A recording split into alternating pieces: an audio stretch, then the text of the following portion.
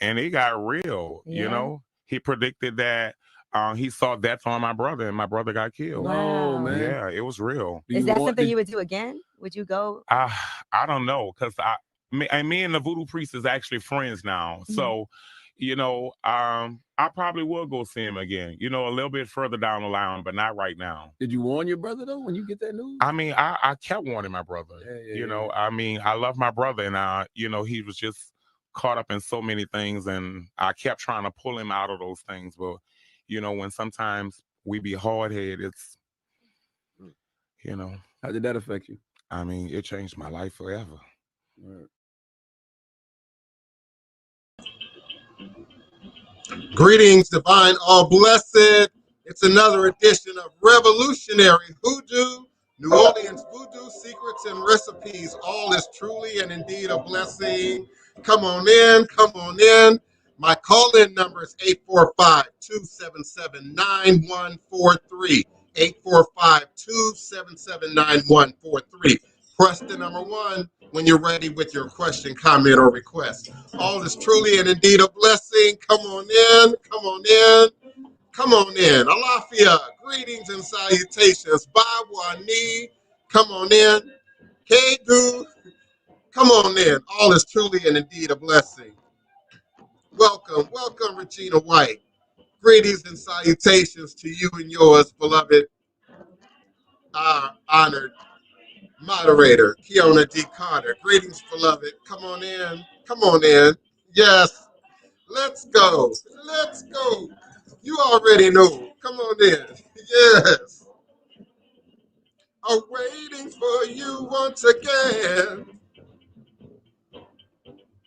Coming back to you. I'm longing for my family. Coming back to you. Out of bondage and now I am free. Da da da da da. Da da da da. Da da da. Da da da. Greetings, greetings and salutations. Welcome. Come on in. Please come on in. Pull up a chair, take a seat. Spend a little moment with me if you will. Come on in. Greetings, New Orleans. Welcome. All is truly and indeed a blessing. Greetings, Kenya. Thank you. Thank you. Nigeria, Ghana. All is truly and indeed a blessing. I'm forever amazed. Thank you, India. Thank you. Thank you for listening. Thank you. Greetings, greetings. Ethiopia, greetings, Ethiopia. Greetings. Greetings and salutations. Cameroon, all is a blessing. Cameroon, come on in. South Africa, come on in. Morocco, come on in. Israel, come on in. Come on in. Yemen, come on in. Saudi Arabia, come on in. All is a blessing. Brazil, come on in. Venezuela, come on in. Argentina, come on in. Peru, welcome, welcome, welcome. Canada, welcome. All is a blessing. Australia, all is a blessing. And if I got one listener in Australia, I know who that is. All is a blessing. Thank you, thank you. Come on in. Come on in. Let's do some shadow work. Come on in. Don't be scared. Greetings, Oracle Treehouse. Greetings, beloved. I'm truly honored. I'm truly honored. Oracle Treehouse has been around a long time, y'all. A long time. All is a blessing. Come on in. 845-277-9143. 845-277-9143. Or you can pop in on the screen like the Jetsons. Come on in. Come back home to Africa. Da da da da da da da da da da da.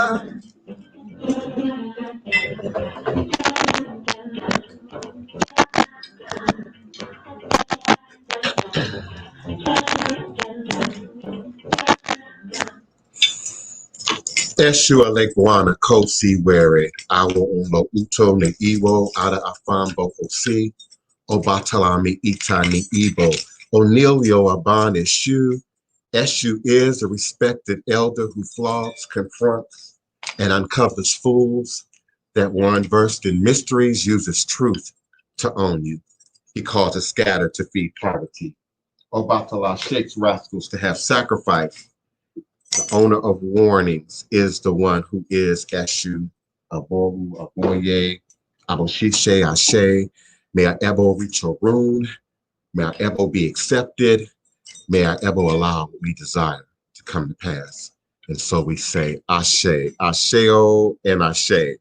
Divine, all blessed, peace and love, joy and prosperity, elevation, revelations, manifestations. You are now sitting live and virtually with the Divine Prince, Pan-African spiritualist, practitioner, author, and advisor, Elagun, Oloye, Hoodoo, Obeah, Bokur, sharing with you in all things spiritual, mystical, metaphysical, cosmic, evolutionary, revolutionary, healing, and holistic from a Pan-African Hoodoo world spiritualist perspective. Understanding that all is truly and indeed a blessing.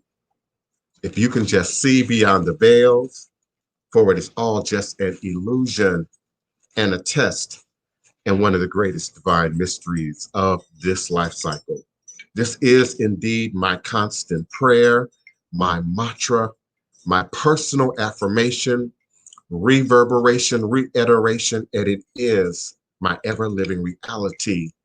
All is a blessing is crucial to the very foundation of my understanding, my teaching, my walk, my works, my demonstration along this divine, all blessed life path and journey.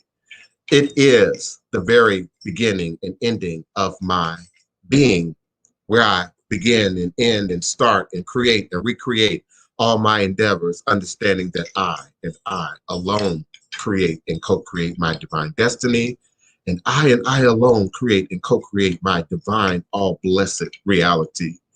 And so it is. Ashe, Ashe, oh Ashe.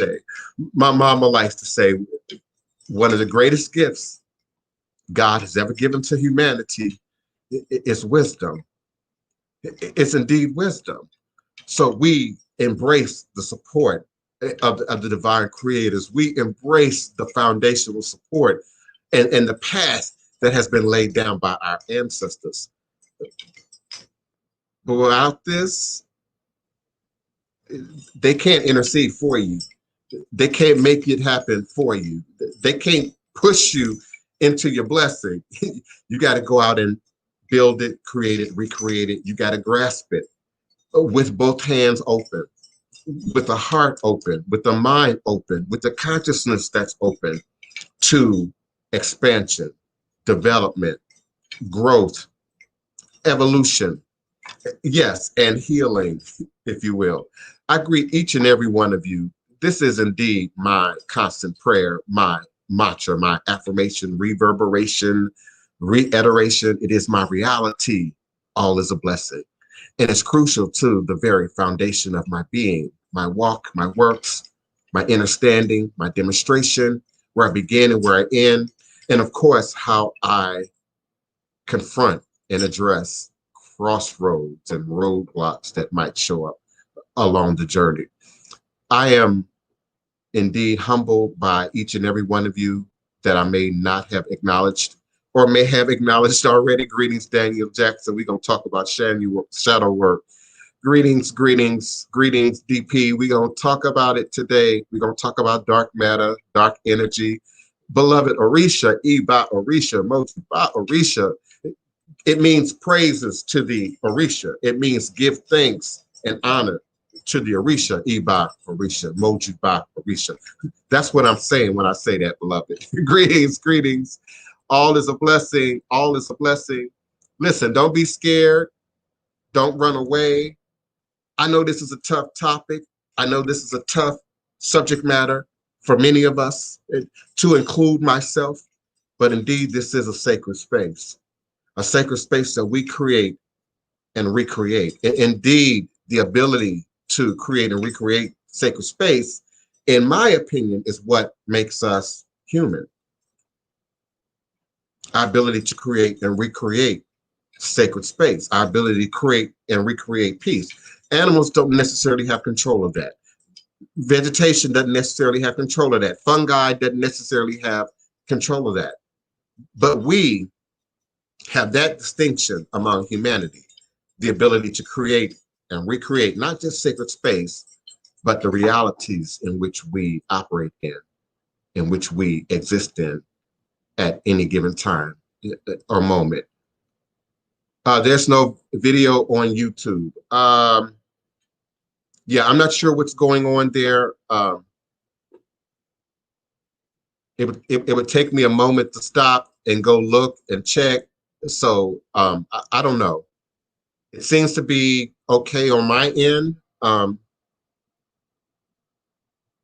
It seems to be okay on my end, beloved. So yeah, it's okay on my end. So I'm not sure. It could be you. We're going to talk about shadow work, y'all. Greetings, Mr. Rodriguez. Divine peace and blessings. Greetings, and Angela, fantastic. Welcome, Leroy Walker. The best time to come to me? That's a great question, and I appreciate that. Now, Leroy Walker, do you mean come to me physically? Now, you've given me an opportunity. You've given me a segue. I'm opening up again to not just the members of this house and the godchildren and the clientele that we work with already, but I'm opening up again to the public. But I have very, very strict protocols, very strict protocols. I've already put it to the test over this past weekend, and for the most part, it went well. On an occasion or two, it didn't necessarily go well. And the parts that didn't go well are consistent pre-COVID-19. And that is, you just can't show up without an appointment. That's always been the rule. You just can't show up without an appointment. I get it. I'm on TV. I get it. I get it. You've seen me in documentaries. I get it. I do. I get it that I'm available. How available is Dr. Phil? How available is Iyanla Vanzant? How available, are some of you mega churches and your mega pastors and your big bishops? So I'm available, but I require an appointment. I require an appointment. And except for urgent care requests, I respond with appointment times, dates up to 24 to 48 hours after receiving your written email request, your formal email request, and your PayPal donation. It's too easy. It may not be you, but it's too easy for others, and sometimes tourists, to show up at 10 o'clock in the morning and they want to see you right now. And, I got to be at the airport by 5. That's an urgent care request. And someone with the level of coverage and exposure that I have, I can't handle that. So unless you've pre-planned RSVP, 3 weeks, 4 weeks, a month, it depends on the season. Unless you've pre-planned, you can't just show up. Otherwise, it will be considered an urgent care request. And typically, I respond within 8 hours, typically. And I'll let you know what's available. All in-house appointments, COVID-19 season, all in-house appointments are ritual care. Now, that's an added bonus, because before, in-house requests might just be a reading. Now, all in-house requests, no matter the type of reading, no matter the type of consultation, no matter the type of divination, are considered ritual care requests. Not just for the benefit of you, but for the benefit of me, not just for the benefit of your request, but we're battling the COVID-19. And there's certain Loa, there's certain saints, there's certain Orisha, there's certain deities and powers that authentic practitioners feed in a season like this. Omolu Oye would be one of them. And so all in-house requests are considered ritual care. So if you can, if it's already in your practice, you can. If you're already initiated, you can. But if you're just visiting or you're a tourist, if you can, wear all white. Wear all white. I'm also asking that you bring, and I'm not just asking, it's a requirement. If I'm going to open up my house in the season of COVID-19, these protocols are a requirement for that to happen.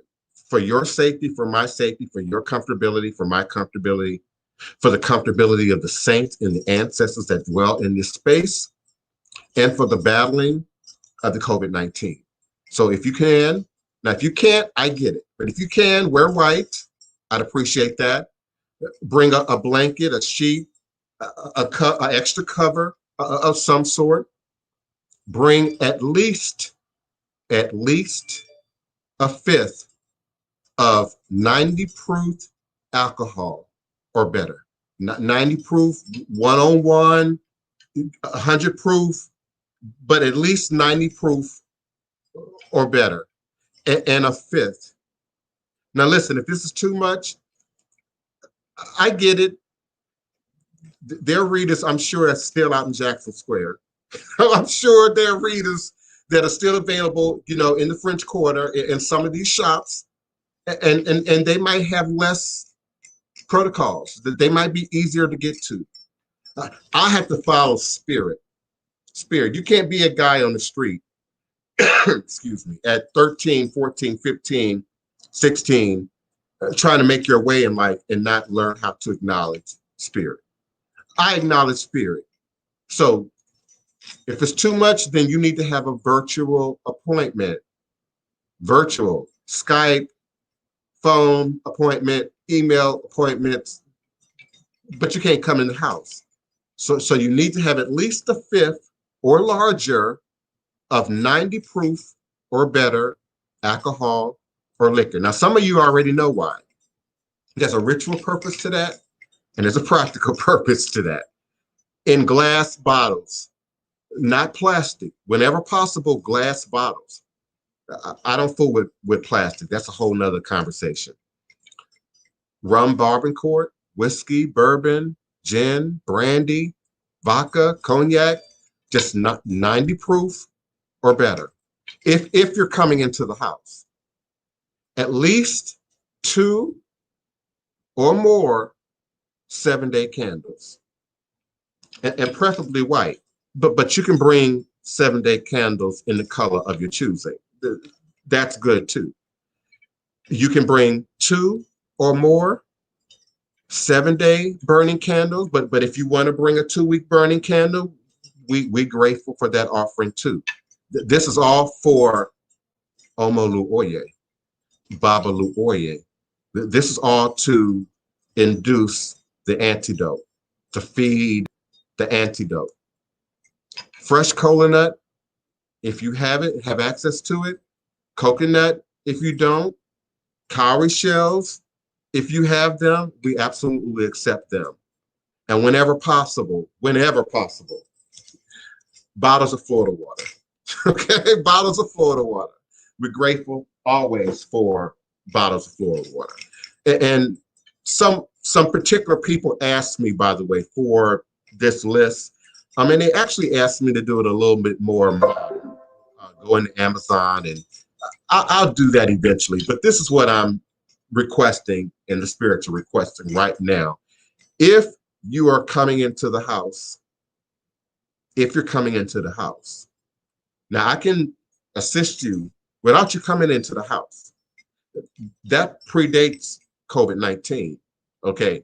But COVID-19 right now, coronavirus, in this season of escalation, in this season of people who still don't get it, in this season of people who think it's not real, I'm not playing. Respect the voodoo. This voodoo is real. I'm not playing. Not playing. Someone pushed back about PayPal. No, don't bring me money. Money is filthy, period. Always has been. My mom and her generation, the women wore white gloves. That's one of the reasons you wear white gloves in church, by the way, is to maintain sanity, to maintain purity. And so back in the day, women didn't handle money, didn't go to the bank without gloves. Back in the Lucille Ball days, back in my grandma days, back in my mother's days, the predating the 60s maybe. Women, cultured women, or women of a certain status, or women of a certain knowledge base wore gloves. And so my mama still doing that. She's doing that right now. If my mama has to go to the mailbox, okay, yeah. So no money. As a rule, I don't keep money in the house anyway. Never have. So PayPal. No Cash App, no. Don't trust Cash App. None of the other tricky, funny apps. No. PayPal. Okay. And we might take a tip, maybe, but it's going to be placed in the shrine. It's not going to be in an accessible area, and it won't be touched for some time until it's had some opportunity to be sanitized. And of course, offerings and donations are always gratefully accepted for the house and for the ministry. RSVP, you must. It's very few people who can get in here without RSVP. Celebrities, of course, and urgent care and higher level urgent care celebrities. Yes, but as a rule, no. Especially if I don't know you, you're not a godchild, we're not familiar with you, you've never been in the house before. No, you can't just show up. No, please don't do it. I had a heartbreaking incident happen. I'm going to say back during the winter, maybe. Maybe back during the fall, and some people drove from, I don't know, Rhode Island, I think it was, Maine, so somewhere ridiculously far up the East Coast, without an appointment. Now, with all due respect, they are drivers professionally for a living. Okay, but you still decided to gather up, pack up, and drive here and ring my bell when I was filming at the time and not get a sitting. And they were pleasant about it. There was no beef, but that's heartbreaking. Don't do that. Especially in the season of Corona, don't do that. And listen, I've had people at the door every day. Listen, I'm not making this up. Every day for the last 2 weeks, I've had it. I'm not going to count numbers, but I've had people at my door. Don't do that. And then they show up with no mask on. Okay, they have to, hey, with no mask on. No. You must wear a mask. You must wear a mask. You must wear a mask. You're also going to be distanced quite a bit from me during the reading. I've expanded space for that reason. So I have a whole room now set just for readings, divination, connecting and consulting with the ancestors, the communication center, if you will. And so you'll be at least, okay, from this corner to that corner, and maybe a little bit further than that in distance away from me. But you still will be required to wear a mask. My assistant, Carmen Santiago, is still going to need you to wear a mask. So you need to wear a mask. You need to wear a mask. You need to wear a mask. You cannot touch anything in the house, nothing. My assistants and I will assist you and cater to you and your every need, but you can't. That's why we're not taking money, cash. Can't touch anything in the house.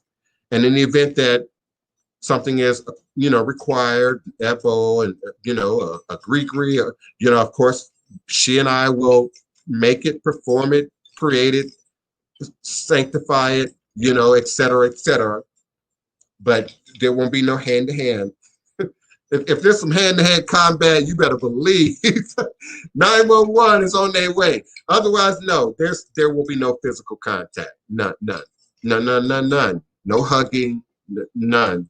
Now you're welcome to acknowledge shrines, acknowledge the altar, acknowledge the spirits, acknowledge the ancestors.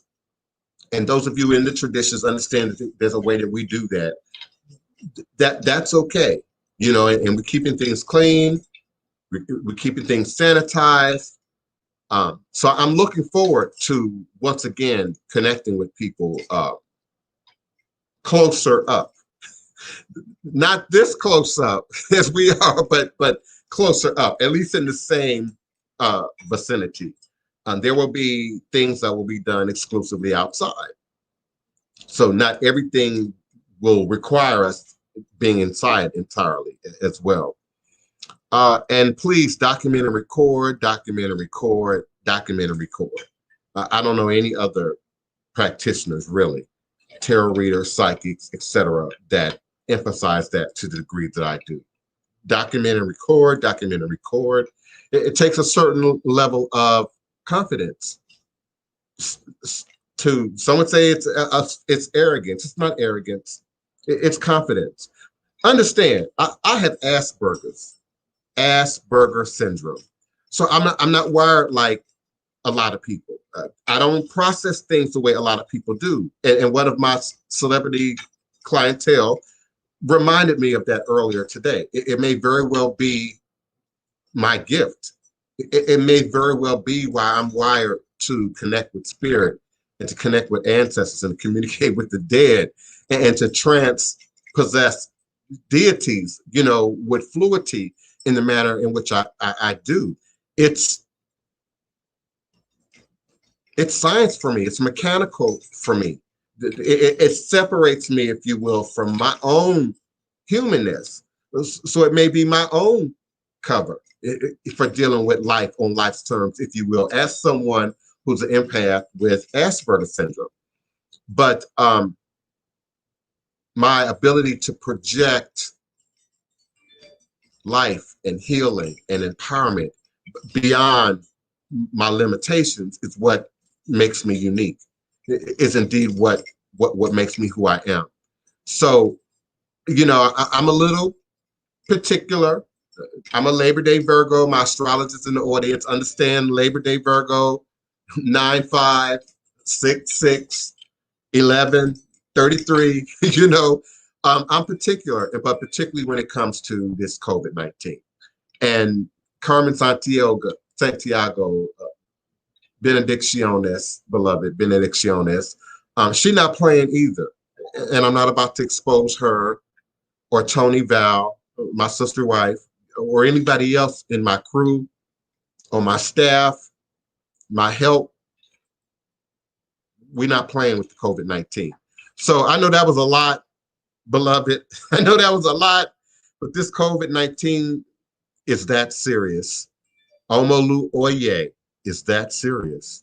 If you're coming to our house, yes, it's that serious. And if I'm asking too much, please, please, please, humbly schedule a phone consultation, a Skype consultation, a viral appointment. But these are the protocols in the season of COVID-19 right now for coming into the house.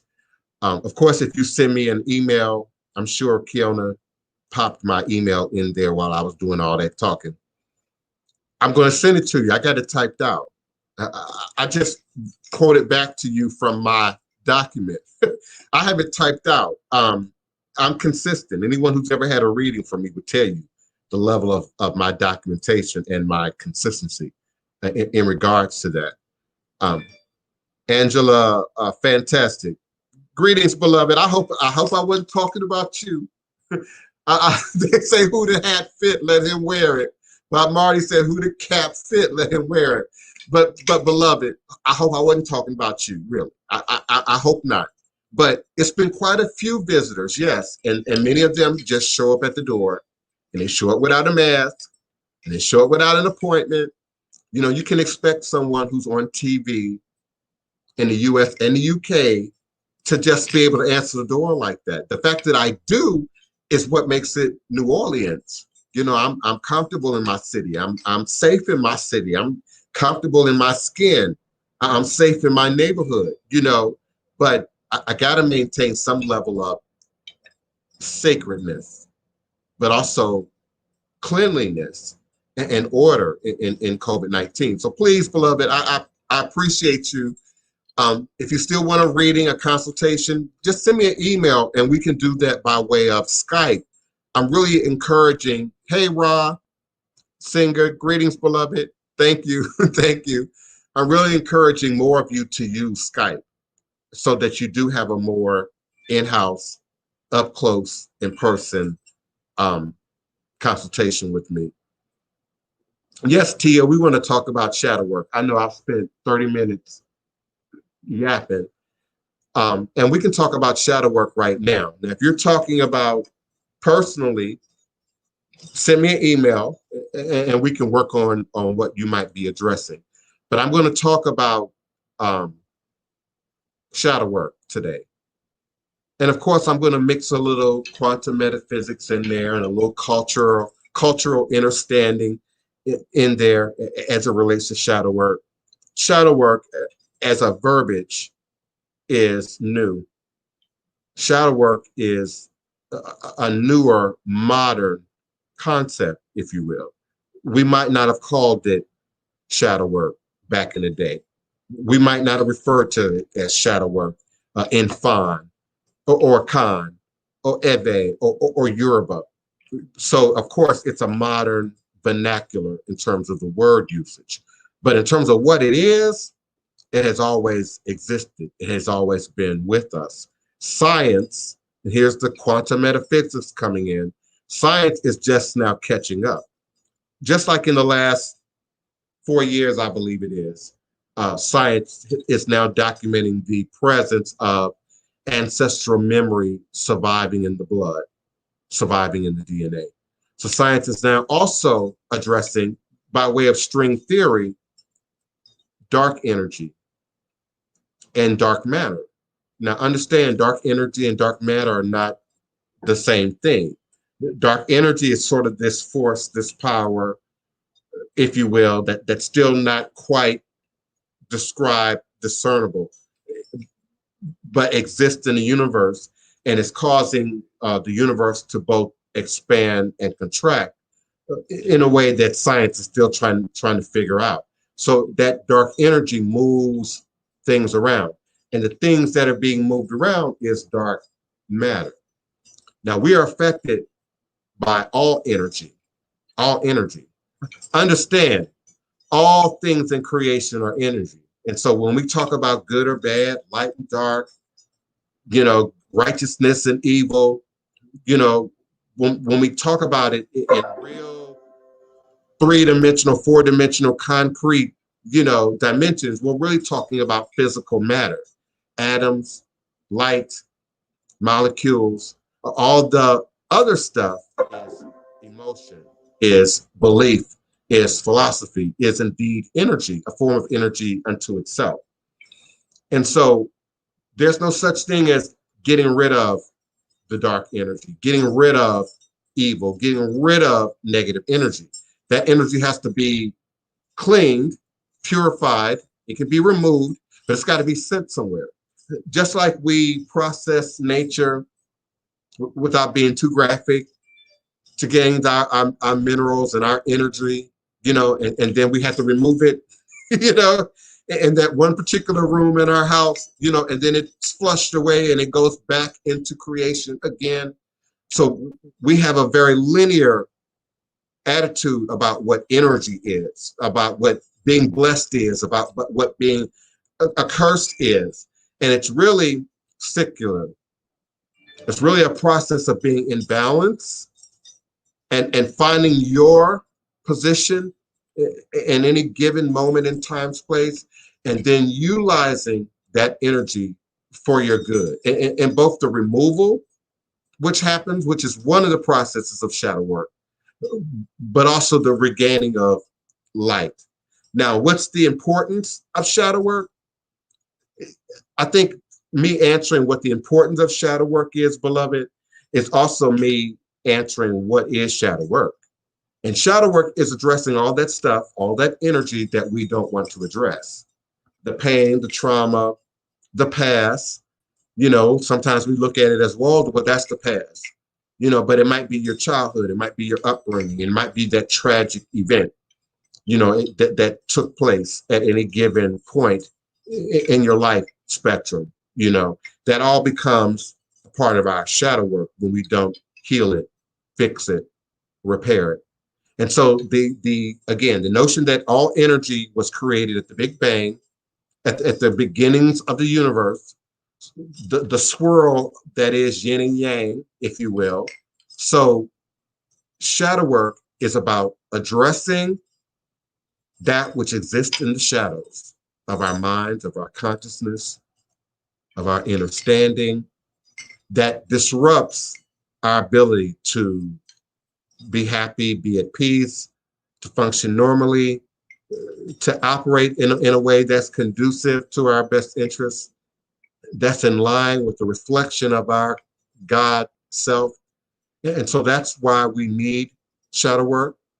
That's what shadow work is. I hope I addressed at least that from an initial perspective. And that's what I want to talk about today. Now, again, string theories and science is a bit complicated and convoluted for not just for me, but for many of us.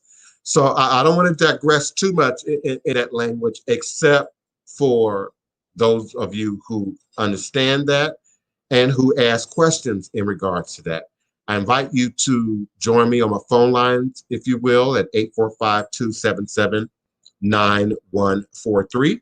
I also invite you to join me live here on screen, on camera, if you will, and be a part of this conversation about dark energy, dark matter, and then shadow work.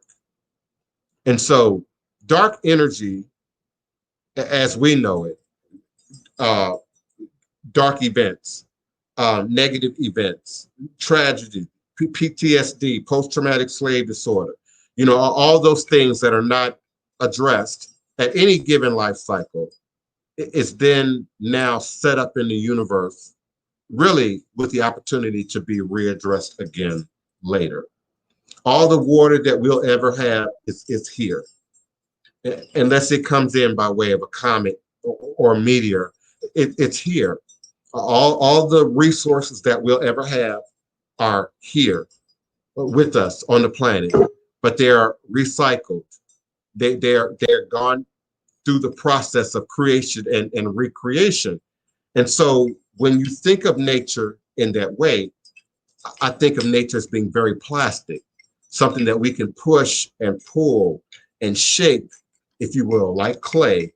Again, in line with your head, with your consciousness, to match what's not only in your best interest, but what's in the best interest of your destiny.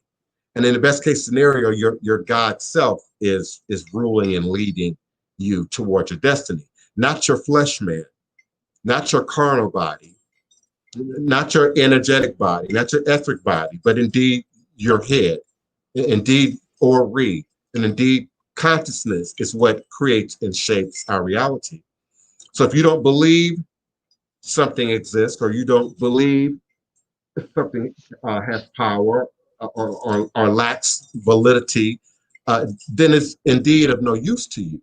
It doesn't make it not real, but it's of no use to you if you don't know you have it, if you don't know how to access it, if you don't know how to utilize it or apply it and move it into motion for your best interest and those of your friends, your family, your peer group, your inner circle, etc.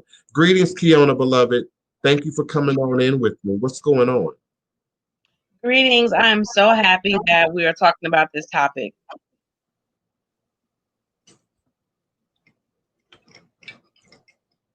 Give thanks, girl. You got to say more than one sentence and then leave all that dead air behind you. Well, I had paused because it's a delay on the from me, so I apologize. I had paused. I thought you were going to say something. Yes, I have been experiencing what I think has been afterlife, past life experiences, and I was advised that I need to do like some type of cleansing and do it with an egg and write on it, write the petition and I'm wanting to do it, but at the same time, I really want to understand what that past life is. What am I cleansing? What did I do in my past life for all this karmic debt that's following me? I know I've done some things here in this life, but a lot of it seems like deja vu. And I've done shadow work, but it's just very, very intense. It's very, very, very intense. I feel like I'm on a run. I feel like that I've been betrayed. I feel like I have knives in my back. I feel like, maybe I betrayed someone has betrayed me. I just keep seeing like this kingdom, and I want to know what kingdom was I a part of, what was my position? And so I really like this topic because I really want to understand more.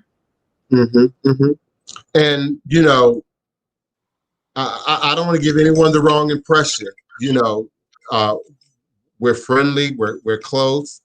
Kiona shows up and does a great job for me, here as a moderator. But let's not give people the assumption that you're actively doing the work. And that would be my answer to what you're saying. You and I still ain't did the reading. You and I still haven't started moving forward in that ancestral work of divination. So that would change the complexity in which I will respond to what you're saying. Our ancestors indeed are our first line of defense in all things. And I'm going to elaborate on that too. Give me a second. Leroy Walker, yes. Depending on the request, depending on what work is being looked at. But as Kiona sort of eloquently laid out, your shadow work shows up in your dreams. It shows up in your relationships. It shows up in your partnerships. It shows up in how you interact with yourself in the world. And, my godchildren hear me say all the time that your ancestors, if they see you stepping out into the road and it's a truck coming, they'll bop you in the head. They'll box your ears. They're trying to get your attention in a much more aggressive way in which we view God. And some of you are having some struggles right now with the concept of God, what God is, particularly as you look at it as it's displayed in Yoruba and Ifa. And so we say Olodumare, we say Olofi, we say Olorun, we say Orumila, and I often describe that as God of water, God of nature, God of life, God of death. Depending on the language, we give it different sayings, we give it different, pronunciations. We've generalized things in English. We've generalized things in this Christian, Western, Greco-Roman, Islamic, Judaic scenario that we're all sort of operating out of right now. And so the ability to develop an indigenous mindset, a more natural mindset, a younger mindset. I even describe it as being like a child, and how child views nature, views science, and still sees and lives and envisions magic. So when we're not in balance, Kiona, when we're not doing all the work, when we're not addressing the stuff, it'll show up in your dreams. It'll show up in your relationships. Sometimes it's in your communication within the relationship. Sometimes it's in your ability to maintain relationships. but that energy has to show up somewhere. All energy was created at the beginning of time, at the Big Bang, if you will. So when we see that yin yang, when we see that swirl of light and darkness, we in the West start thinking good and bad, negative and positive, which are really Western word usage, Western ways of sort of viewing things. There's a natural process of growth and development and using what we need from creation and then returning back to creation which creation also needs.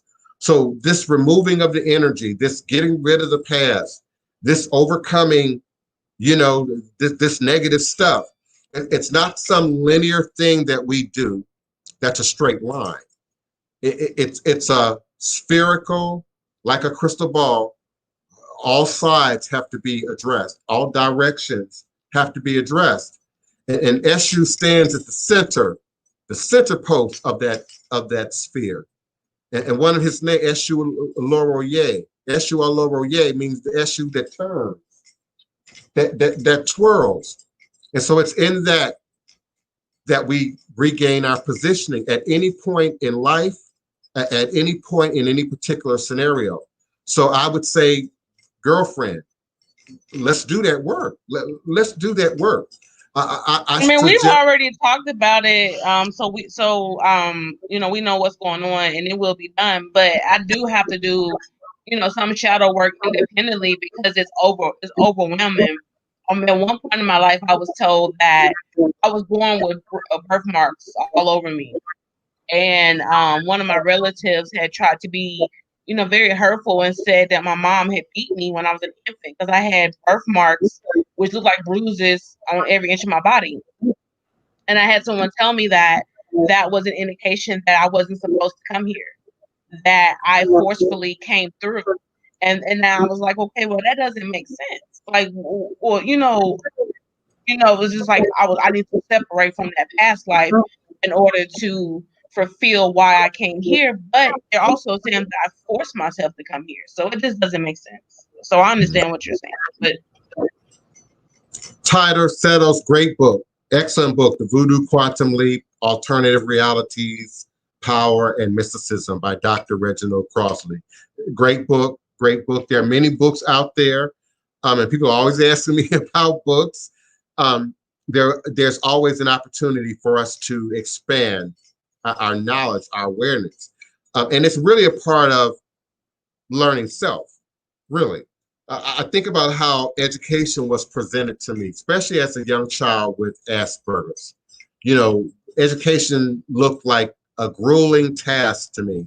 It was like going off into boot camp, especially for me.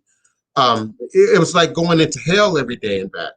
And for what reason? Because it was required, because our parents said we had to, because the law said we had to. And then the manner in which the education, the teaching was being presented. So the math was out of context, didn't make any sense to me. The science was out of context, didn't make any sense to me. It was not matched up with my reality. Why is that important to me?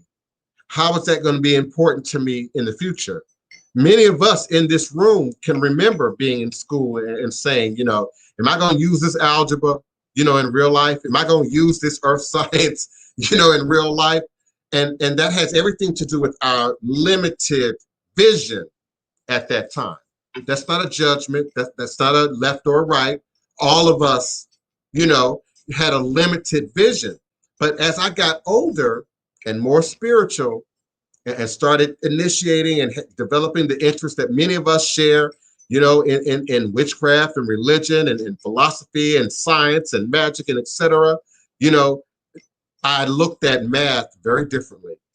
I looked at science very differently, and I found myself as an adult in my 20s and my 30s, my 40s, and now, of course, by way of the internet, reading all kind of math books, all kind of science books, chemistry, just from the perspective of quartz crystal. Understand what is crystal, what's the chemistry, what's the hardness level, what makes one mineral different from another. And you realize that all minerals, just like in our body, have a purpose. And those that don't have a purpose, our body passes it out in its own way and back into creation. So even the holding of this negative energy is a selfish act. You're denying creation. You're denying the universe that which it needs to survive. So you've got to let that energy go. That energy has to be released back into nature. You're denying, what's good for you might not be good for the next person. What's good for the goose is good for the gander, is what they say. But we all don't eat the same fruit. We all don't eat the same meat. We all don't drink the same drink, and so my trash might be your treasure. Your treasure might be garbage to me, And so we have to understand that even in the holding and the withholding of that negative energy, we're preventing what naturally should take place, what spiritually should take place. Often when we hold that energy, we are preventing those around us from growing, and particularly those that we believe are party to, in some way, our pain or our tragedy. It's the most healing thing for me to have my mom be active in the healing, her own healing and my healing, Wapani's healing and the family's healing, and to be active in it, to be participating in it, not just from a group perspective, but also from a personal perspective, and having to do her own work as the mom, and we doing our own work as the children, and then we doing our own work as siblings. So addressing the work, it always comes back to doing that homework, right, Kiona? Addressing the work is critical in doing shadow work. I think the misunderstanding is that if I don't think about it, if I don't look at it, if we don't talk about it, it'll just go away. No, energy don't just go away. It don't just disappear. That can be reused. It can be recycled. What might not be important to you might be important to the fungi and germ nature and bacterial nature and other forms of life. We might not eat rotten meat, but other things in creation do. You might not eat cilantro, but other people and things in creation do. And so this energy has to be looked at as an equal resource to how we view other resources. And here in the West, we view all resources out of balance. Many of us are disconnected from where our food comes from. Many of us are disconnected from the process involved in our foods. And that typically is the case the younger you are. Our small children now who've never seen a farm, who might live in the city, who might live in a circumstance that doesn't afford them to travel. They might live in an environment where their parents, their siblings, that environment may not be edifying in that way. I'm grateful for my mom, again, as an empath and a spiritualist with Asperger's syndrome, for being an educator and then being creative about that. My mom was an Afro-pig, Afro-wearing teacher in the 70s, the 60s, and the 70s, and into the 80s to some degree. And so she was the first revolutionary that I knew. She was the first Black Power woman that I knew. She was the first Queen Mother that I knew, the first Black goddess that I knew. It was my mom. And so in our house, it was mandatory that we went to the library every Saturday. Every Saturday. I mean, from like 3 years old up, from the age that you start reading, start teaching your kids to read, every Saturday. And you had to pick out, books of your choice, 2, 3, 5, 10, whatever, and read them. And in many cases had to write a book report on them, had to go into some greater detail and elaboration on them. I'm grateful for a mother that took me to museums, that took me to theater, that took me to opera, that took me to see symphony, that introduced me to church, that introduced me to Negro spirituals, that introduced me to Black history. And it's a conversation that we're all having every day, because I have it with some of you every day about how to operate in this society, in this system, you know, with yourself and your children, but particularly now in the season of COVID-19. So I'm grateful for that, but it has everything to do with my spiritual attitude, my spiritual motivation, if you will. And so I don't just preach work to make it sound hard or because it is hard or to stress the hardness. It's only as hard as you perceive it to be. Just like jogging, just like going to the gym. It's only as hard as you perceive it to be. It's only as hard as your body is capable to handle. It's only as hard as your body is or is not in shape. So it's only as hard as your spirit is or is not in shape.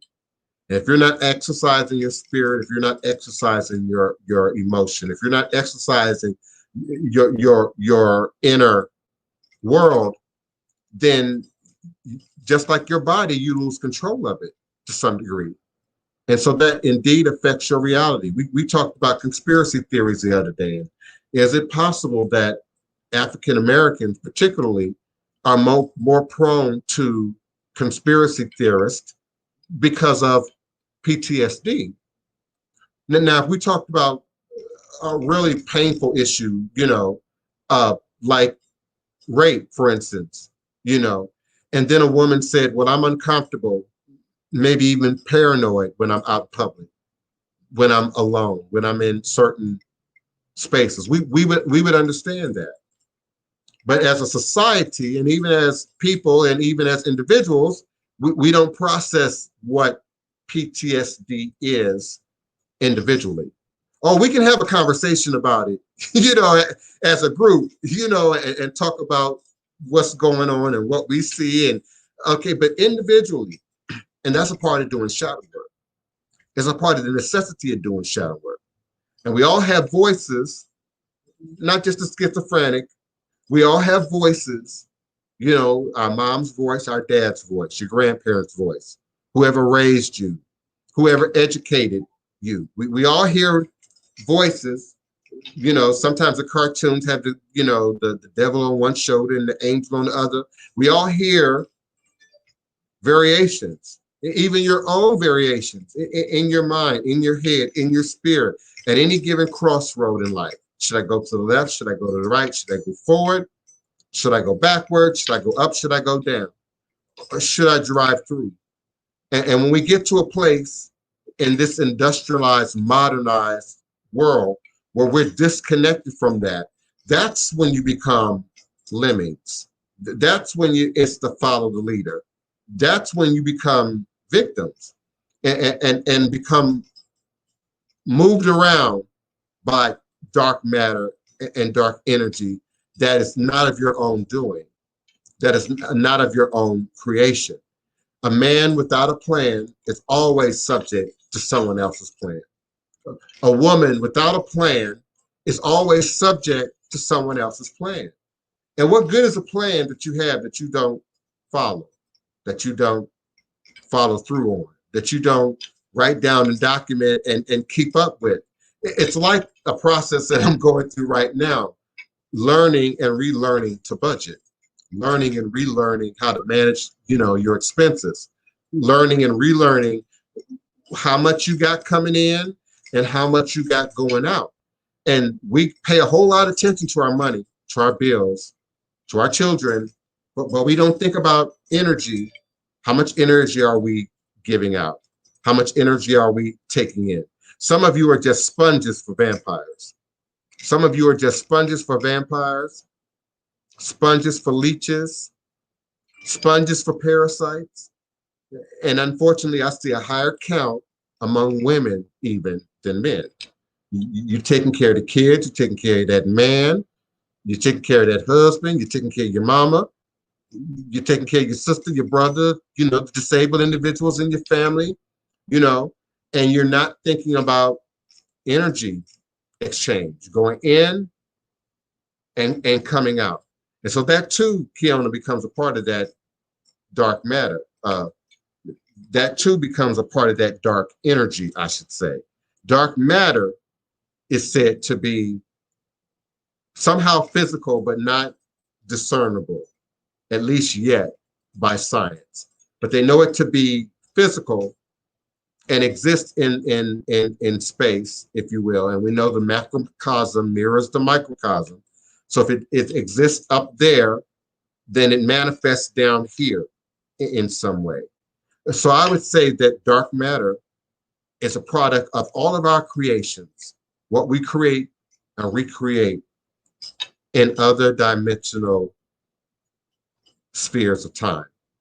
So for my regular listeners, you already are familiar with string theory. For my new listeners, understand that string theory suggests, you can Wikipedia string theory, suggests that in order for this reality that we all share to exist, then we must exist in at least 11 dimensional spaces simultaneously at once. And time only manifests in one dimensional space. Time is one dimension. That's why time is really secular, because it's more than that linear one-dimensional perspective that we often give to it by that clock on the wall, you know. So whatever you can dream, whatever you can envision, whatever your nightmare already exists. It just exists in another dimensional reality. And our goal is to draw in, to pull in that reality that mirrors our best interest, that mirrors our best self. So they say at least 11 dimensional spaces. So when you consider mental health, schizophrenia, altered states of consciousness, altered states of awareness, there are other dimensional spaces there that science can't even map yet. String theory suggests that the weirdest thing you can envision in your mind right now that you can create is really real on another dimensional space. It might not be right here until you bring it into our reality. So when you journal it, when you paint it, when you draw it, when you build it, when you shape it, when you craft it, you're bringing it out of another dimensional space and bringing it into our reality. Now we overgeneralize and we reduce all that down to mind and thought and creativity, but we're really pulling from a universal data bank, the Akashic records, if you will. So there's nothing new under the sun. On the occasion, my song might sound like your song, you know, and folks go to court and battle it out over plagiarizing, you know, but in other cases, they're a real plagiarist. You know, I don't want to disparage the music industry in terms of that, but nothing's new under the sun. I've found in my own life, things that I've created, ideas that I've had, things that I've designed on paper have shown up. You'd swear somebody stole your idea. You'd swear somebody was looking over your shoulder when you thought about that notion, and you did not move fast enough on it. You did not manifest it quickly enough. And before you know it, someone else has created that idea. So someone else has put that product out on the market. And that's happened. That's happened to some people in this room. You had inventions, you had ideas, but you didn't put them into action. And you see other people manifesting that right now. you see other people doing that right now. So all of that is part and partial to shadow work, and dark energy and dark matter is more scientific. We say it might be more scientific in terms of mapping or understanding what happens to our energy once it leaves our body. You know, our energy passes through our environment. It passes through our peers. It passes through your children. How does love manifest, and how does that pass on to your child? So in what you do, how you treat the child, you know, you might hug your child, you might kiss your child on the cheek, you know, give them a squeeze, and that energy passes through, and then it permeates the environment. And those who share the environment, those who witness the environment. And in the best case scenario, others in the environment demonstrate that energy, demonstrate that behavior as it passes through creation, as it passes through the community, and then back out into creation. So too, your trauma, your bereavement. Oh, please heal the bereavement. There's a lot of bereavement right now. People are literally passing away with no funerals, no gatherings, no repasts, no family reunions. You know, that energy has to set up somewhere. We are setting ourselves up. Listen, this is scary, especially to my therapists and my consultants. And, you know, we're setting ourselves up for a great deal of dark energy that will show up in 2 years, 3 years, 5 years, 7 years as other toxic issues in our lives among humanity. You know, there'll be more mental health, of course. There might be more imprisonment. There might be more conflict if we don't address the healing. There's all of that we didn't heal before Corona. But now we got this extra layer of Corona, you know, on us right now. And we still don't know, is this going to be like the Dark Plague? Is this going to be like the bubonic plague? Is this going to be like the Spanish flu? We still don't really know that. We still don't really know to what degree this will or will not be with us, around us, something that we'll have to deal with in some way until they come up with viable solutions. And that's going to take time. But the energy now that we're setting in, that we're absorbing, and some of us are absorbing it well, you know, because you have to. You have to hold it together for your kids. You have to hold it together for your spouse. You have to hold it together for the elders in your family. And some of you are holding well together. Others, it's showing up in other ways. You know, how we eat, you know, how we entertain ourselves, how we're spending our money right now, how we're focusing our energy. I catch myself every day, shadow work, every day in my feelings. I have Asperger's. I'm not an in my feelings kind of guy. There have been times where Wapani would have bopped me over my head to be more in my feelings, appropriately in my feelings. My mama, you know, there's been times when my mama would have loved that I was more demonstrative emotionally.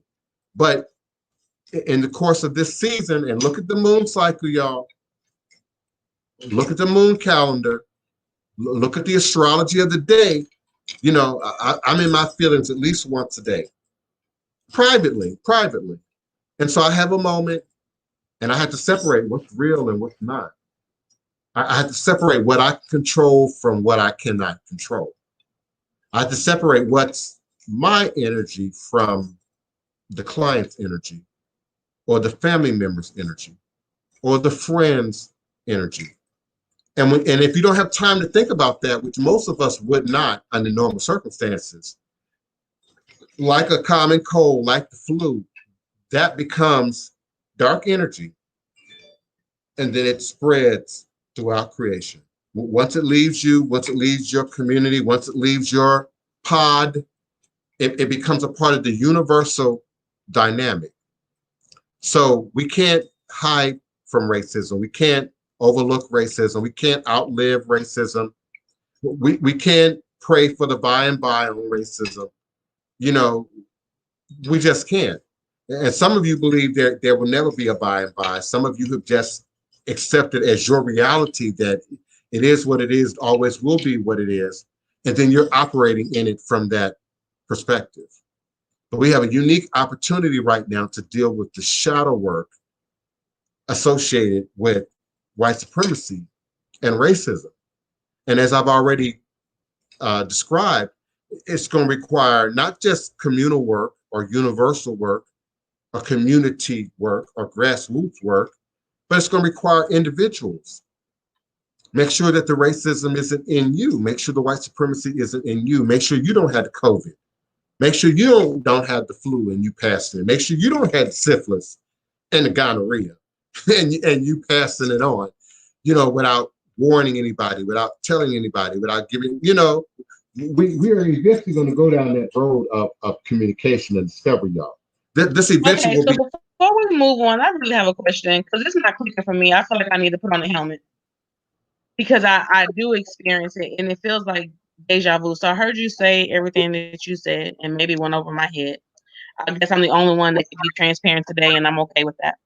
But it feels like I've gone through this before. It feels like when you say do the shadow work and, we have to do a reading, we have to do that. Like, well, what can one do without having to do that? Or is that just they have to get the reading and they have to be initiated in order to do the healing on themselves? So Okay, it's not clicking. Hold on. You're mixing several things together. I never said you had to be initiated. I said you and I haven't moved forward on any work. So I don't want the audience to assume, oh, well, Keona's there every day and she's his, faithful moderator. I don't want y'all to assume that she's doing what some of the people in the chat are doing. Some of my initiates are doing, some of my godchildren are doing. And so I keep referencing that because one, you feel comfortable bringing it to the show, but two, I'm speaking to everybody at once, but also to you individually. You and I have never had a reading of any kind. Well, no, I didn't come on. I don't want to feel like I'm being attacked. I just want to participate in the topic, and it feels like more or less like it turned somewhere, and that wasn't the energy that I was trying to bring. I was being transparent and saying that what I've experienced, it feels familiar, and then you said, oh well we haven't done the work for people listening. And No, I haven't. Hold on, you said more than it's familiar, beloved. You painted a whole scenario. You talked about but people can hear me speak, and I'm saying I haven't deviated from what I'm saying, but all is well. That wasn't what I was trying to intend. I just wanted to participate because it's a good topic, but all is well. Yeah, I think the turn is that we have this professional relationship, this personal relationship, and then there's that which is ministry. And so for anybody listening, I would say the same thing. Okay, you're having all these dreams. We need to address that. We need to look at it. And when I hear a person say, well, how can I do it without getting a reading? How can I do it without help? That's the same thing as, well, how can I address this mental health without a doctor, without a therapist, without a minister, without a mentor, without somebody who can understand and relate to what I'm doing? So we have no problem understanding that when it comes to every other discipline in life, except when it comes to spirit and spirituality and religion. And that has everything to do with the society that we live in. White supremacy, racism, colonization, and the forced Christianizing of the world. So even in this audience, many of us come from that background, separate from our tragic childhoods. Many of us come from that background. And so many are passing this information. I got a celebrity client right now listening to us that's passing that information through that church cipher. Even if you're not actively going to church, even if you're not actively reading the Bible, even if that's never been, that's the world that we exist in the West. And so the notion that I can take the pink stuff, I can take a pill and I'm going to be good. I can eat what I want and I'll be good. I can not exercise. All I got to do is take a pill. Give me a this, give me a that, And so we're a society now, literally and figuratively, of pill takers, even if you personally aren't a pill taker. So we don't want to do that necessary work. So when you say, how do I do it without a mentor? How do I do it? Do we read books? We already doing that. Do we communicate with other people who are stuck exactly where we are? We already doing that. Are we doing anything right now that's in our best interest moving forward? But if we're not whole, if we're not well, you got a toothache and you're not willing to go to a dentist, but how do I address that without getting somebody to intervene? That's not an attack, beloved. That was an honest response to your question. Greetings to Goddess Initiative. Greetings, Neophyte Bokur. Please come on in. I can't hear you, beloved. The Goddess. Okay, I'm here. Just checking something. All right. Um, It's great to be around everybody today. It's great to be in the presence of everybody's marvelous energy. I wanted to add to something here. I was wondering if people are addressing their fear of their own shadow work. I know when I was doing mine, I was definitely afraid of myself, what I was capable of, my potential, if I was living up to my own potential, things of that nature, anger issues, these little things that add up to larger things given time. I'm wondering how many people are, when they're faced with doing this shadow work, are they afraid of their own reflection? Absolutely. They're afraid of their own reflection. They're afraid of reality. They have questions about, okay, well, once I see it, what do I do with it? How do I address it? And then there's fears with the work, even associated with that. So yeah, it has everything to do with fear. And even fear can become a shadow. Because again, for the Black man and woman in America, would you say we are right to be fearful of the police, or would you say we are paranoid? Would you say paranoid? we have a legitimate reason to be concerned about COVID-19 and Tuskegee, viral tests and experimentation, or are we being paranoid? And then there's a reality in that's true, that's factual, that's evident, but then that fear can grow. And that fear can grow unchecked, especially if you don't have right information or the pot being stirred, right? People manipulate the truth for the sake of entertainment. So yeah, fear has everything to do with why we don't confront shadow. Come on in, guys. Can you hear me? Yes. Okay. So I just wanted to jump in here and say that first off, that my master's degree wasn't in research. My master's degree is actually in psychology. Okay. So for the last decade, I have been working, with mental health issues, especially in the Black community, and I specialize in doing shadow work with my clients, but I do it obviously from a psychological standpoint. And when I do work with my clients, it's mostly about introspection and then integration. So when we're talking in terms of shadow, we're talking about aspects of self that have been pushed to the subconscious mind, either because you deem them to be inadequate or someone made you feel that they weren't right. And I think you said something very important. I recently in years integrated doing chakra work with my clients, and we started the root because that root chakra, it has to do with fear, anger, and sadness. And a lot of, like what you said, we get that from the society that we live in. One good example is the church. Think about what they say to you, the behaviors that are deemed sins. So if you have those ruminating thoughts in your mind, something that might be natural to your personality, you might now feel like this aspect is unworthy or not good, and that becomes a part of your shadow self.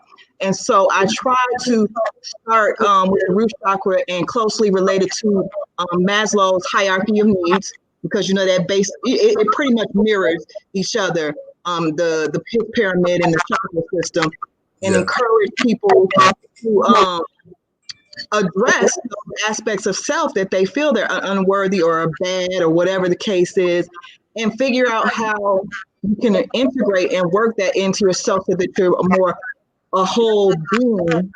And then you work on your ascension work, your spiritual work, and going up. Because my understanding of the energy is, you're ascending from the bottom up, whereas you're manifesting from the top down, And so you have to start, a lot of people say, oh, I want to work on my third eye, I want to work on my heart chakra.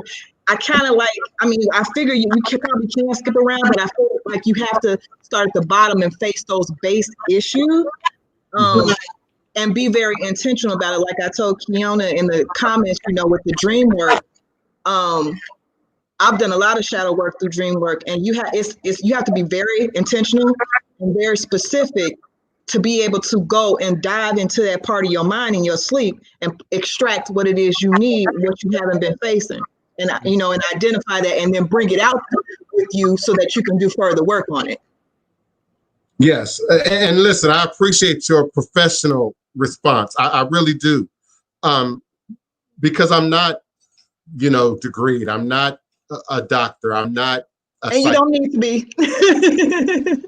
but I appreciate the validation, and I'd appreciate if you would speak to projecting, and particularly from that therapeutic standpoint. You know, my understanding of projection is that shadow work that we don't want to face, but we see it in everybody around us. Absolutely. Absolutely. I mean, I can use myself an example. The main things that get on my nerves about my husband are things that I'm lacking in. Now, it's on different levels. You understand what I'm saying? It might not be, you know, I have this degree and he doesn't, and I procrastinate in a certain way that he does, but it's still the same thing when you get down to the nitty gritty of it. It's still procrastination. And so it irritates me so bad about him because I know that I'm doing the same thing. And a lot of times, you know, we do take this position of being on a high horse with other people where, oh, well, I have this degree or I make this much money. And we feel like our habits are different when they're really the same. And so when we see them mirrored on someone else, it's touching that nerve, because in the back of your mind, in your subconscious mind, that is what you're feeling like where you're flawed at. And it's being presented to you in front of your face and you don't like it. But just like with anything, to get through it, you have to face it. You got to feel it. You got to feel it. And you have to understand it. And then you also have to decide too, am I okay with it or not? Because I mean, there are certain things that can be perceived flaws that you can be perfectly fine with. I can tell you right now, I know exactly why I'm not Beyonce. I am not doing any of the things that Beyonce does to be Beyonce. Period. You know, and that doesn't mean that I'm not a good person, but I am open and honest with myself and knowing that these are the things that I'm not willing to do to reach the level that she's gotten in life. You know? And that level of honesty, man, if everyone would just operate in that, and be willing to at least acknowledge what you can acknowledge, what you aren't willing to acknowledge, what you can't address. But when we don't do it, that shows up in the shadow work. Absolutely. In the shadow. And you then get to see it everywhere. I'm constantly confronted with the idea that, you know, somehow, and I said in the show when I talked about my having Asperger's syndrome, you know, often misread, misinterpreted. I'm said to be aggressive. Kiona accused me of attacking her. I wasn't in an attack mode. I was in a mode of clarity about how do you dress, constantly having dreams, constantly having visions, and particularly those that are dark or disruptive, you know, or prevent us from living to our fullness. That's the shadow work. And, you know, from your professional perspective, how many of us really have what it takes to do that inner work, that psychological work, that spiritual work without guidance, without some outside help or assistance? It's hard. I mean, I think for me personally, you know, I had a very adverse childhood. I grew up with a mentally ill parent, my mother. Fortunately, I had a high level of awareness at a young age, but in order for me to deal with it, I had to go to school and get my master's degree and go into debt to understand from the inside out what exactly was going on. And, you know, most people walk in so much fear and so much, you know, low vibrational emotions that they don't even know where to start. It's not that they, they don't have the skill set or the ability. They don't even know where to start. Yeah, I agree. And I would also say that low vibrational energy is supported in this culture. Absolutely. It's entertaining, so it's on TV. It makes money, so it's on the radio. It's popular, so it's in our music and in the product. And all the while, there are the puppet masters, if you will, behind the scenes, who are taking in the money, whether it's the pharmaceutical company, whether it's the drug market, whether it's the fast food places that are making their very living off of us being stuck, us not moving forward. You have to tailor your environment so well. I made a post not too long ago about how people just love to live in trauma. I told you I'm from Chicago, like you are. I don't watch TV shows like The Chi. I live here. I don't need to watch The Chi. I know about the babies getting killed. I have friends. I have lived it. I'm from the drug game. I'm from the streets. I don't need to watch that. I don't need to re-traumatize myself over and over again watching a weekly episode of that. But, like you said, people profit off of it. They sell it. And so many people just buy right into it. And they, social media is huge. That it'll drag that energy right to the rock bottom if you sit and scroll certain stuff all day long. Yes. But what do? People scroll all day long. So we have a right. I'm grown. Give me a moment, Neophyte Okur, and I want to address Q Banger also. Right. But they have a right. I'm an American. I can buy TV.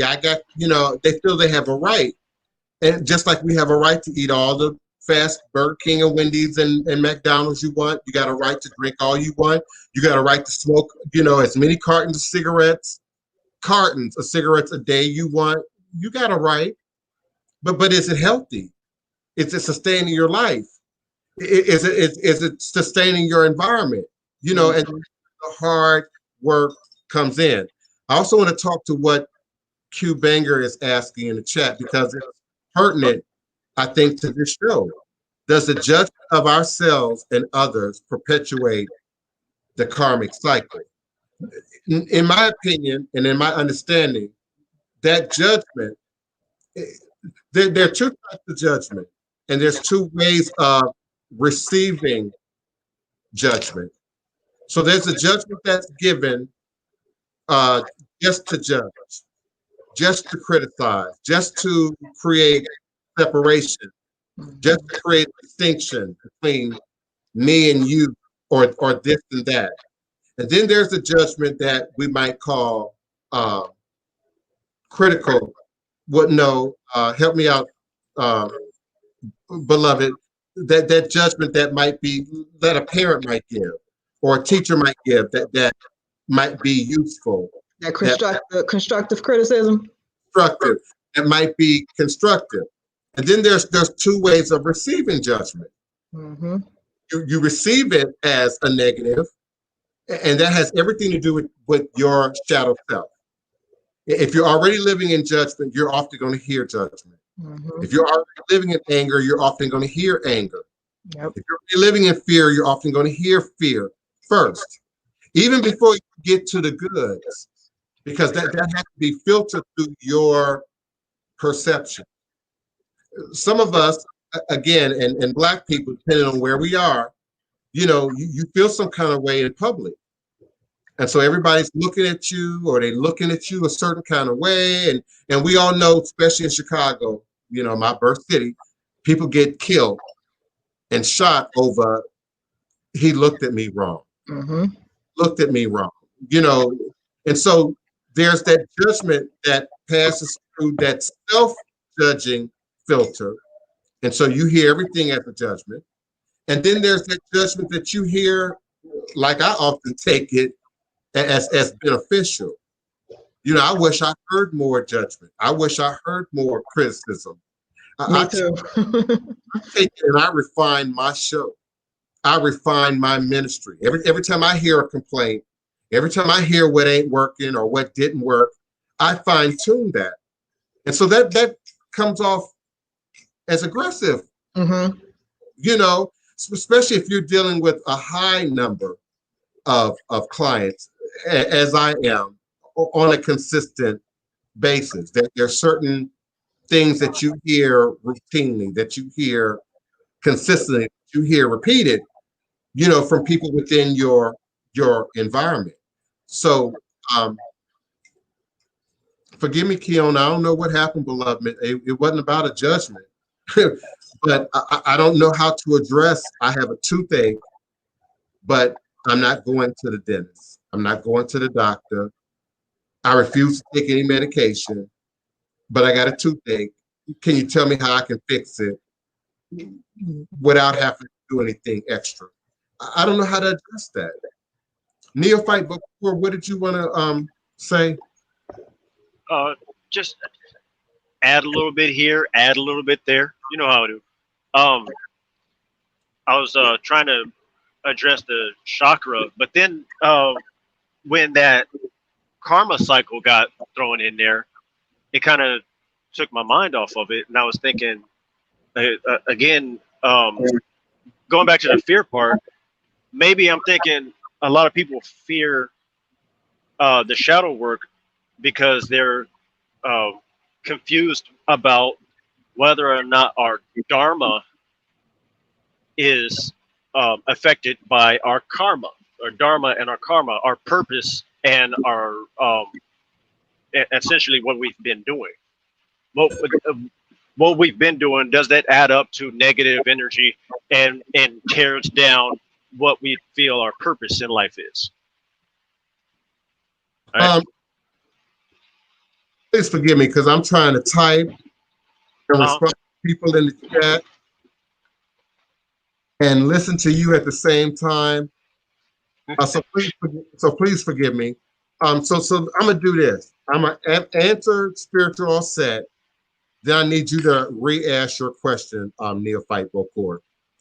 Spiritual all set. You were told by your Babalao to write down your dreams, and it will be a guide to you finding yourself. Now, the purpose of that is, well, first of all, and I'm not saying this is you, I'm just speaking to the whole audience. You can't do it for just a month or just 2 months and expect to see magic. That's not going to happen. Many people who journal, whether they're doing it for a therapeutic reason or a spiritual reason or a magical reason, it's a part of their routine. I don't like to use the word habit. It's their lifestyle. Just like I get up and I drink coffee, I journal, I check my email. You know, it's a part of my lifestyle. And so over time, sometimes years, you see patterns. You go back and you read things and you don't even recognize that you wrote that. You go back and see where you were in a part of your journey. In one part of my journal, everything is depressive. In one part of my journal, everything was going downhill. Back in the 80s, back in the early 90s, I couldn't see being 35. I couldn't see being a spiritualist once upon a time. So everything in my journal was negative. Everything in my journal was woe is me. Everything in my journal was, what's the point? Everything in my journal was, you know, anger with God. I can't even tell you when that changed. And I'm sure professionally, the Goddess Initiative will sort of agree with me that you never can really mark exactly that moment in time when things change. So you have to journal consistently to then be able to look over and look back and see yourself and be willing to see yourself honestly. Because ain't no point of journaling and writing down your dreams, writing down your thoughts, writing down your inner world, if you're not going to look at it honestly, if you're not going to be honest about it. The work period has to be consistent, whether you take a spiritual stance or, you know, or you're going through the psychological aspect. I mean, people tend to think that you need to go to therapy when something is going wrong, when therapy is a part of normal mental health maintenance, just like how you go to the doctor every year to you know, keep up your physical maintenance. So if you're taking the spiritual aspect, whatever work that you're doing, whether that be the journaling or the dream work, it has to be consistent and it's ongoing. It's not just, okay, let me solve this one problem and then it's done with. It's the work is consistent. The work is ongoing. Yes. Denise Preston, I see it more like a chorus, more like a choir. I don't think it's always the best thing to over focus on just one chakra or one point of entry. You know, your comment is work on the lower energy first. Okay, that's logical. That might make sense in sort of a practical way in our head, but we don't really live that way. You know, we move up and down the chakra spectrum every day.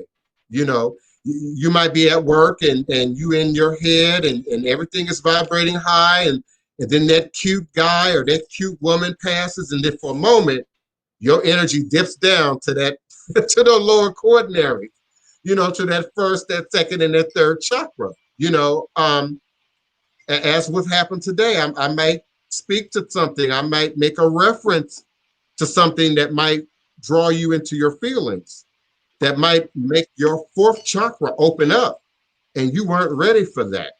You know, the TV commercial, the song that comes on that you ain't even trying to think about, that might make you cry, that might make you emotional. So we go up and down the spectrum, and so we attack each energy vibration really in every moment. And you have an opportunity in every moment to choose to raise it higher, to function higher, to think higher. But when that craving for, you know, them Lay's potato chips kick in, you know, you back in your lower quaternaries again. When we break our diet, you know, when you're a diabetic and you take sugar and you know you can't, you know, you still smoking a cigarette, but you might be a scientist. You know, you might be a great philosopher, but you're still smoking nicotine, you know, and those are lower quaternary things. Ego, selfishness, and indeed race and racism, you know, lower quaternary things. Living in our higher octave is the state of being God more often than you are a human. And that's the challenge within itself.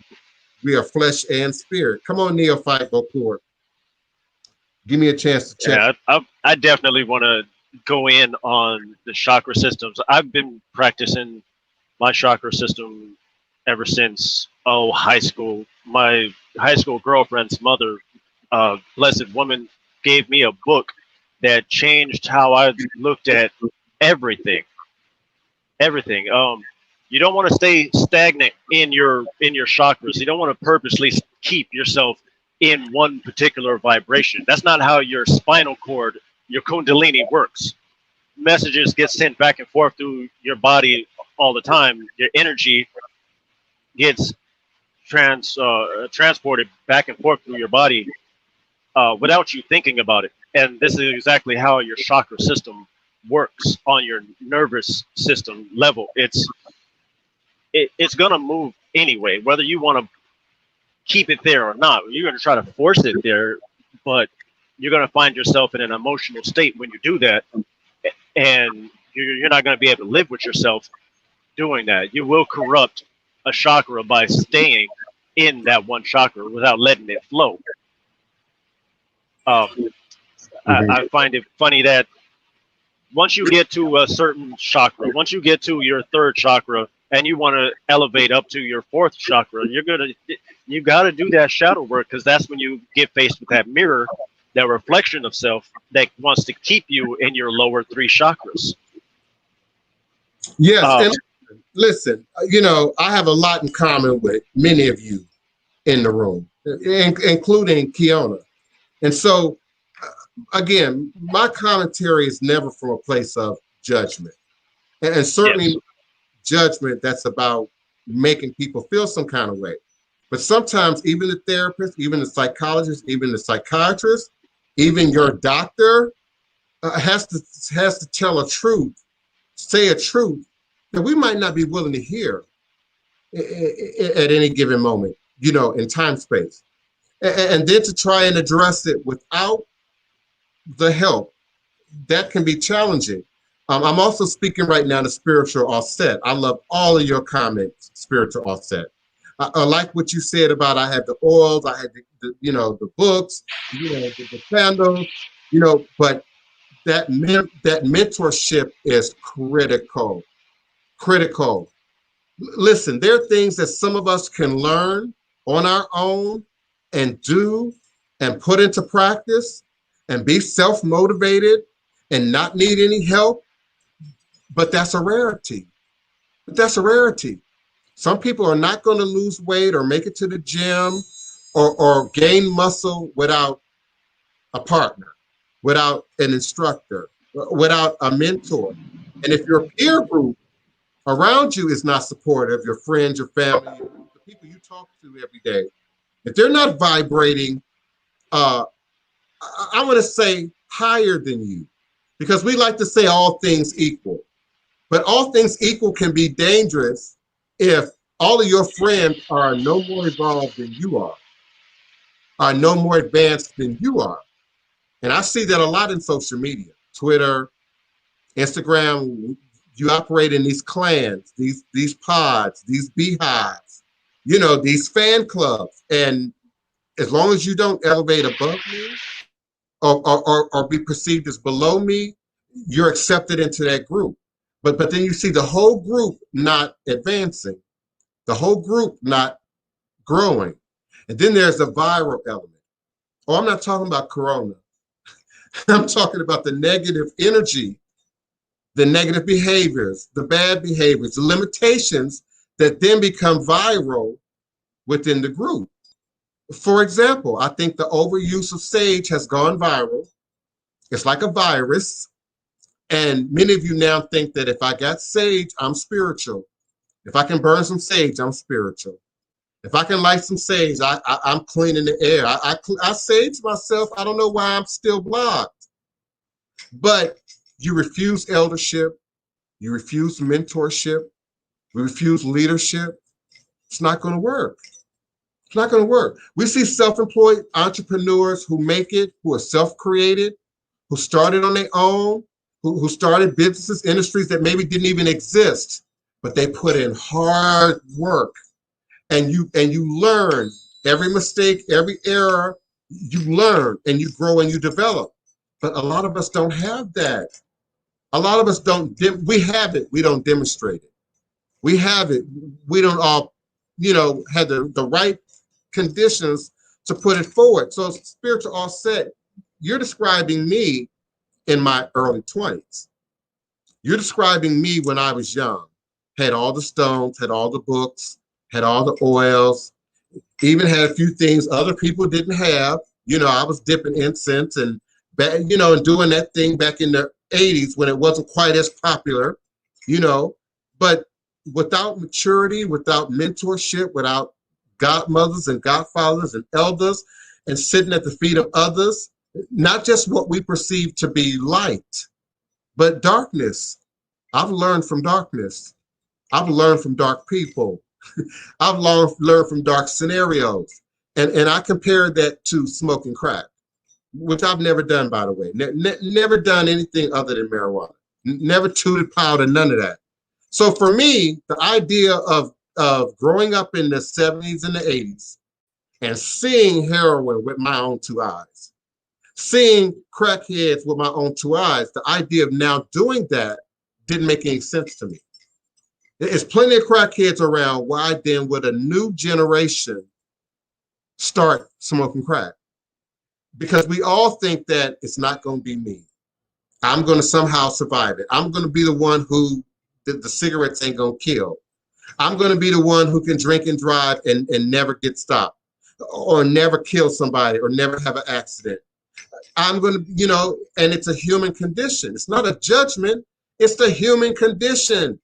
And American culture, Western culture, advertisement fuels it, feeds it, tells you that if you don't lose weight in a week, something wrong with you. If you ain't cute in a night, something wrong with you. And if you ain't got it, we got it for you. 1999, we'll send it to you in the mail. So it's not. It's a mind that's enforced upon us. Come on in, the guy. You know, I just posted something the other day. I had woke up and there was a movie on called The Cure for Wellness, and it was coming to an end. I just happened to see this clip, and the gentleman said the cure for human condition is disease. He said, because if you insert disease, then there's hope for a cure. And it just hit me so much, like, wow, it's the truth. And then from what you said earlier, I mean, they say that you're the sum of the 5 people you spend your most time with.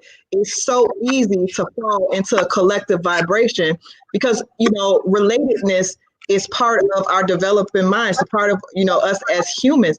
And if you're not careful, like you said, if you don't have that mentorship, or if you don't have someone that's above you that you go and speak to and speak with, you'll become susceptible easily to psychic attacks, you know, to, like you said, staying stagnant. And you see it all the time. And then the last thing, just back to the journaling aspect, you were so right when you said how that journaling, you can use it and to see how you progressed over the years. But you can also use journaling, you know, for manifestation. I mean, I remember in grad school us doing an exercise where we wrote out where we wanted to be and what we wanted to have in 5 years.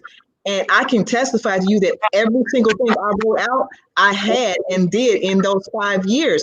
So you use that energy, that dark energy for manifestation, you know, to bring what you want to you. And journaling is a perfect tool for that. That's right. That's right. And I like how you just reminded me to say out loud. And someone in the chat also was sort of referencing that. Dark energy is not all negative. That was me. It's not all evil. As I started out, there's a balance to the universe. Just like the yin yang, it's got the black paisley and the white paisley. But even inside each paisley is a circle of the opposing color. So it represents not only wholeness, unity, the circle of life. You get all that Masonic. I got. Okay, but it also is indicative of the unification of the spirit and the soul, and bring all those pieces together as an individual. We are light, we are darkness, we are good, we are bad. We do have an opportunity to make a choice, you know, to be positive or to be negative, to be building up or to be tearing down. You know, that is a human condition. But let me address some of these chats before I forget. Because y'all throwing a whole lot at me, almost like y'all want dream interpretations all of a sudden. So give me a second. Spiritual Offset, I hear you. I hear you doing your chakras, and I hear you got your books. Now, do you have your quartz crystal? Now, personally, I would have quartz crystal as a part of doing chakra work. That will be a critical tool. Y'all want me to give y'all recipes? I'm giving it to you, okay? I would use quartz crystal and then the knowledge of the mineral kingdom. So that's a whole nother set of books that you might want to read. So to understand, you know, the various notes and tones and applications of jade, of turquoise, of hematite. But I would stick with quartz. Quartz is your multitasker, especially in this form: uncut, unpolished, untampered with by humanity, other than it was probably given a slight acid wash and it was brought up out of the ground. Now, I don't know how well you all can see this, but this is a quartz cluster. So because it's a cluster, you know it's not polished. If you start polishing a cluster, you're going to break off pieces of it. We know it's not cut. This is natural. This is how quartz forms and grows naturally in the ground. And this is what we call a cluster formation, meaning it's a family, it's a community. And I like clusters because they are multitaskers. They can deal with more than one thing, more than one person, more than one energy, more than one subject matter. They are indeed these master computers that we can utilize spiritually, energetically, in your healing work, and indeed in your shadow work, and bringing light to all of those areas that we are not seeking to address. Now, when we say dark matter, dark energy, we aren't necessarily speaking negative or positive. But when we start speaking shadow work, we're often speaking of negatives and things that hide in the shadows that show up as a negative in our lives.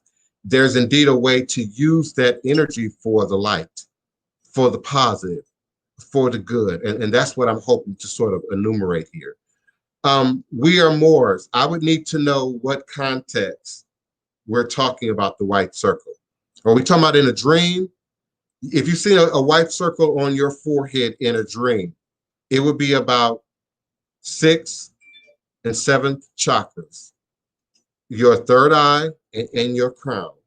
It would be about raising, elevating energy, about bringing something up to a higher level, doing something at a higher vibratory rate, bringing something up to your third eye for clarity. It could also be about how you see something, how you are looking at something, how you are envisioning something. You could also be, in a case where you're also being asked to see something more innocently. I'm feeling a scenario where there might be judgment, there might be criticism, there might be, preconceived ideas or notions.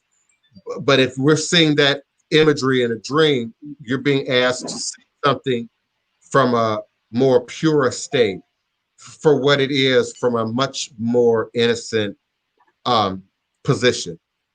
If we're talking about in a dream, so I need you to clarify what context are we talking about the white circle. Keisha Smith, getting crowned in your dream can be several things. It could be a call that you absolutely should be looking at paths, looking at traditions, if not already actively participating in traditions, and then building for, saving towards, doing the work towards a crowning. It also could be very similar to what I just told We Are Moors. What are we being crowned? Who are we being crowned? And then what is the implication of that? So someone being crowned in their dream, Shango might not have the same meaning as someone being crowned Obatala in their dream. And indeed, that power, that spirit, that deity could be speaking, could be presenting a message. But more often, it's going to be symbolic of something that needs to be addressed, some level of work that needs to be attended to, something that resonates with that crowning, that ceremony, that you need to apply, or address in your own journey. Again, context matters. Content matters, but context matters probably even more. And particularly in shadow work. Again, it's quick to say light or dark, good or bad, negative or positive. But in relation to dark matter, dark energy, we're talking about science. We're talking about the universe. That's not necessarily the implication of the negative. But we feed dark energy and we create dark matter by way of our own thoughts, by way of our own energy projections. And when we don't deal with the anger, the fear, the lust, whatever that energy is, it can become shadow work that we have to address. But as I've been trying to stress from the beginning of the show, it don't just dissipate or disappear because you aren't or can't do the work. It then makes its way out into the universe, and then that does add to what dark energy is. And our creations, self-creations, add to what dark matter is. We feed them with our thoughts. My mom used to say, sit down, be quiet, think positive thoughts. So think good thoughts. It can change how you feel. It can change your health. It can change what's manifesting for you. Fake it if you have to until you make it. Think the best possible scenario.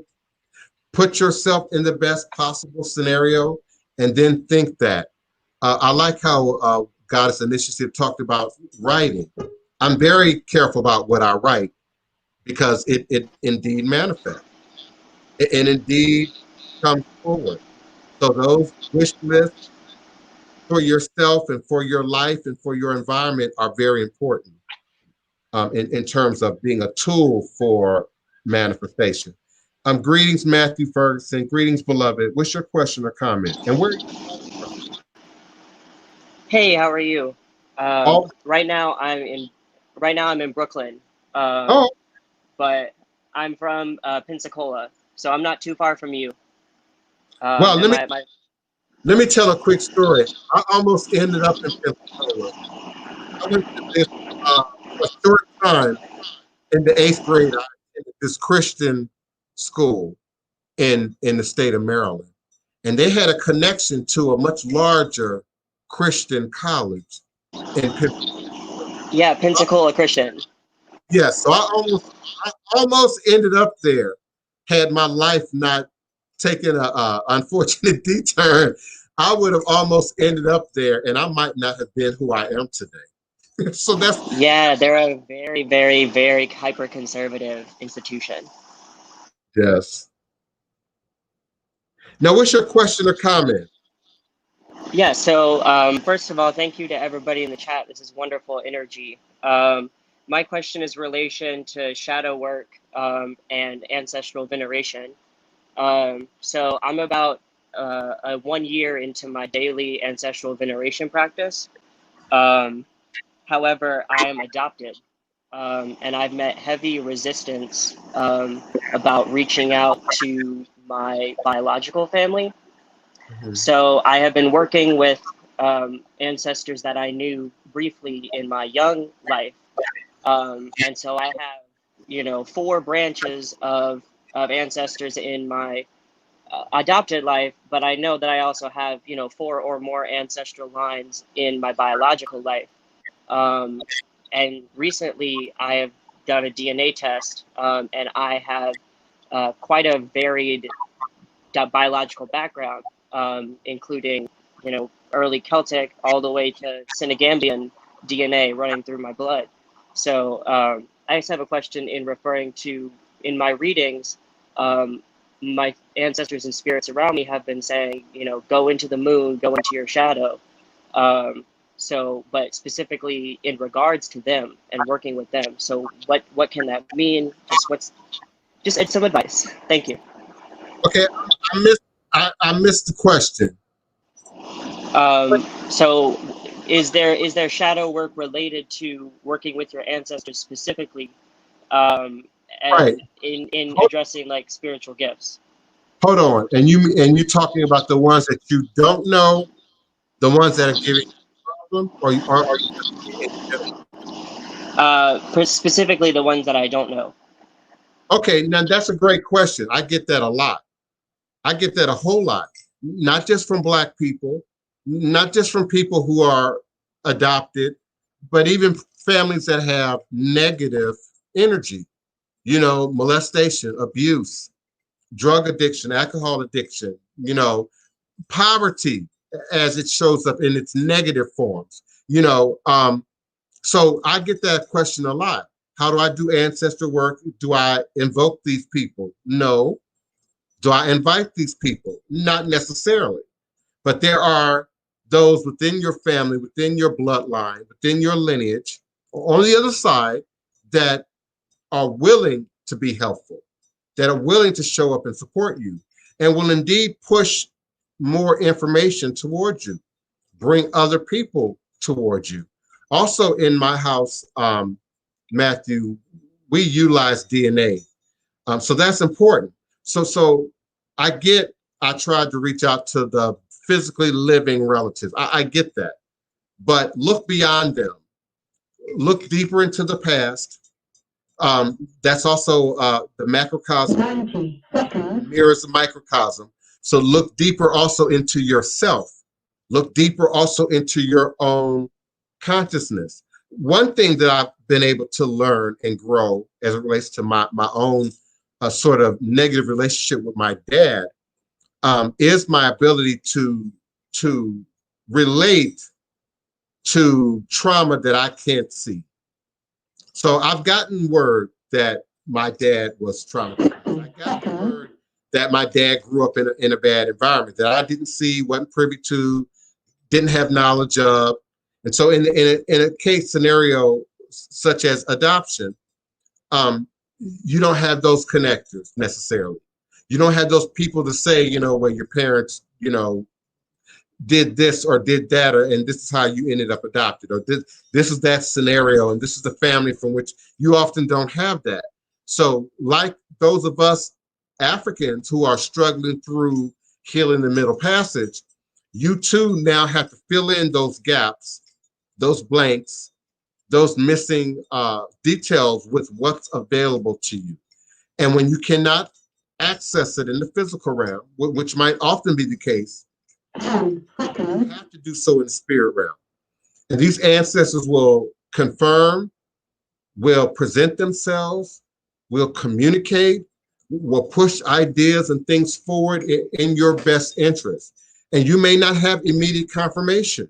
You might not get confirmation till a year later, 5 years later. The last show, we briefly talked about deja vu, neophyte Bokur and I.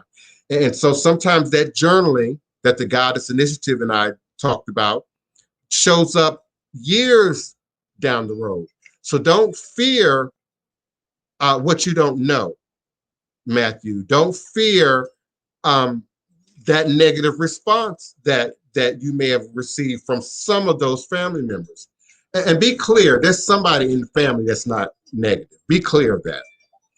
There's somebody in the family, and they may even be the person who married into the family, who just can't wait to tell you what happened, who just can't wait to give you details. So don't give up. Don't stop. Keisha, your DNA results will grow periodically, okay? I get a new first cousin, a new second cousin, a new third cousin at least once or twice a month, you know, using Ancestry.com, 23andMe. I met my father's brother, who I never knew anything about, his son. In fact, his son came here from DC to meet me. And it was Isaac Harris, one of the best days of my life, you know. So don't give up on it. In terms of your spirit work, I suggest everybody, you got to have a totem, not a totem, a talisman. Get a quartz crystal that is specific to you. It don't have to be as heavy as mine. You know, you don't have to invest maybe getting it set in gold or silver. You might keep it in a pouch. I have some that I just keep in crocheted pouches. In fact, I kept this in a crocheted pouch for almost 30 years before I finally had it set in silver. But it's always been here. So get that clear quartz crystal specimen that is specific to you, that you feel the most comfortable with, that you can hold on to, wear, speak to, work, pray with, meditate with, sleep with the most, and preferably uncut, unpolished, with as little human intervention as possible. And that, like your vitamins, will aid you in doing that shadow work. Will show you things, will reveal things to you, will speak things to you, will bring clarity to you that the family may not be willing to give you right now. The family might not have right now. And there's always two sides to the coin. There's always two sides to the family.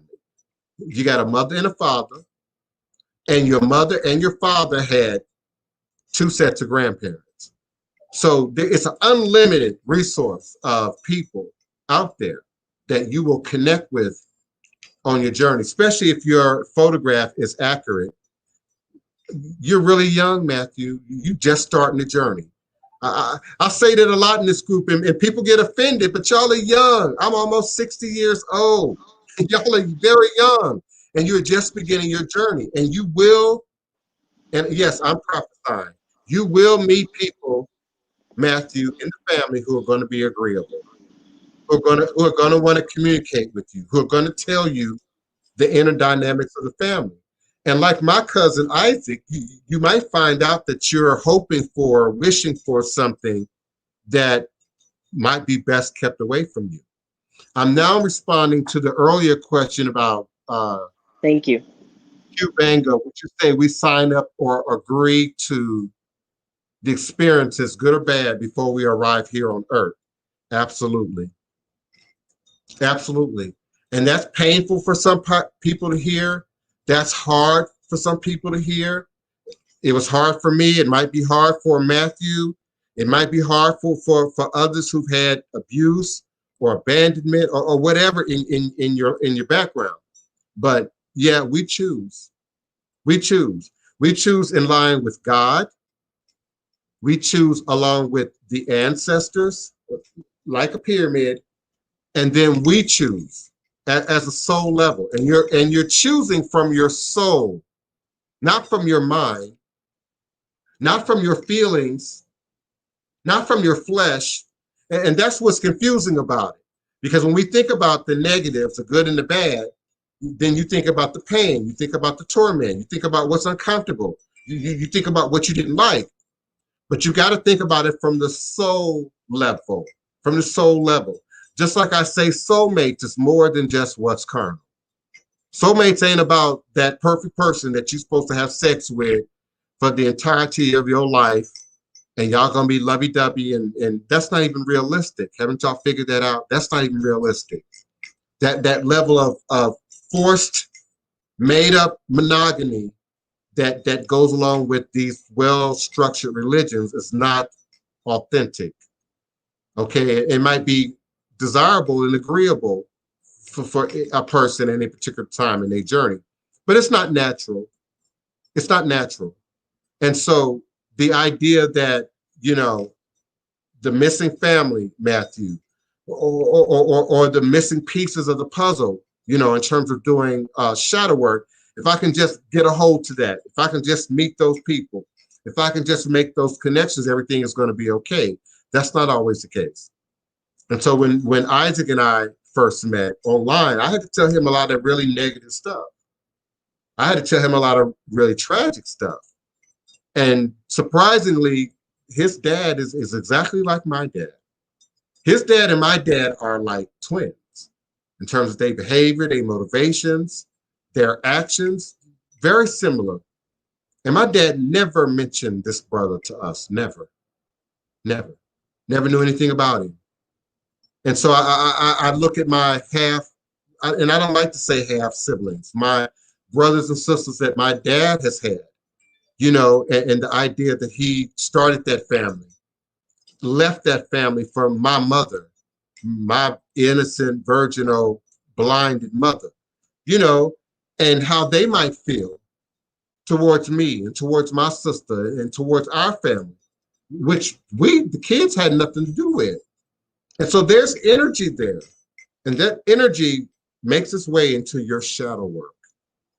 That pain, that confusion, that isolation makes its way into your shadow work. It makes its way into your social structure, how you date, why relationships don't work out, why you and men don't get along, or why you and women don't get along, or why you and whomever. I believe in 5 genders, whomever. You know, it shows up in your shadow work. Why you feel like you're always overlooked for the promotion, why you feel like you're always shortchanged. And it's really easy for us to say, oh, it's systematic racism. Oh, it's systematic white supremacy, if you're in denial of your shadow work. I had to get real about my own anger back in my 40s. My 40s, I had to get real about my anger. I had to get real that my anger is so palatable that I don't have to be angry. I don't have to say anything angry. I don't have to be talking about anything angry. And some people, that's immediately what they get. I've had it happen in public. Back in Walmart, back like 15 years ago, I'm walking down the aisle and the white lady with her cart passed right in front of me. Now, I never said anything, never. She looked at my body response. And then she responded, oh my God, you look like you could kill me. You know, that was her, that's what she said. But I never said that. I never expressed that. And so that becomes, that's in your shadow work. Being a kid on the street created a sense of loneliness and despair and isolation that I battle every single day, even now. Somebody said the other day that I was popular. I'm not popular. Have you seen my Twitter account? I am not popular. Have you seen my Instagram account compared to some of my good friends, like the beloved T.S. Madison? I'm not popular. I'm not popular. I'm accurate. That's why some of you are here. I'm on point. That's why some of you are here. I got a body count. That's why some of you are here. I have a reputation. That's why some of you all are here. Okay. And so I'm totally in touch. Give me a moment, Neophyte, with my own shadow work. So I work extra hard not to be aggressive. I work extra hard to be divine, all blessed, peace and love, beloved. All is a blessing. But every now and then I'm respect the voodoo.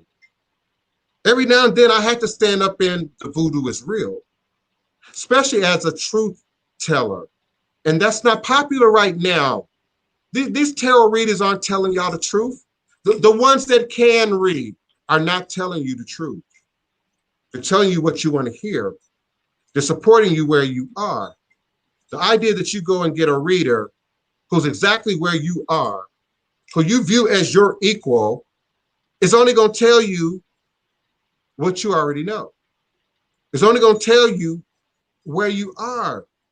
That's why we get that feeling when you're around elders. That's why you get that feeling when you're around old people. That's why you get that feeling when you're around people who are well-grained in truth, in wisdom. And we choose our words. Listen, I have Asperger's. I don't like to talk. I know that's shocking to you. I don't like to talk. I don't. I'm good at it. It's a skill that I have. I'm articulate, but I don't like to talk a whole lot.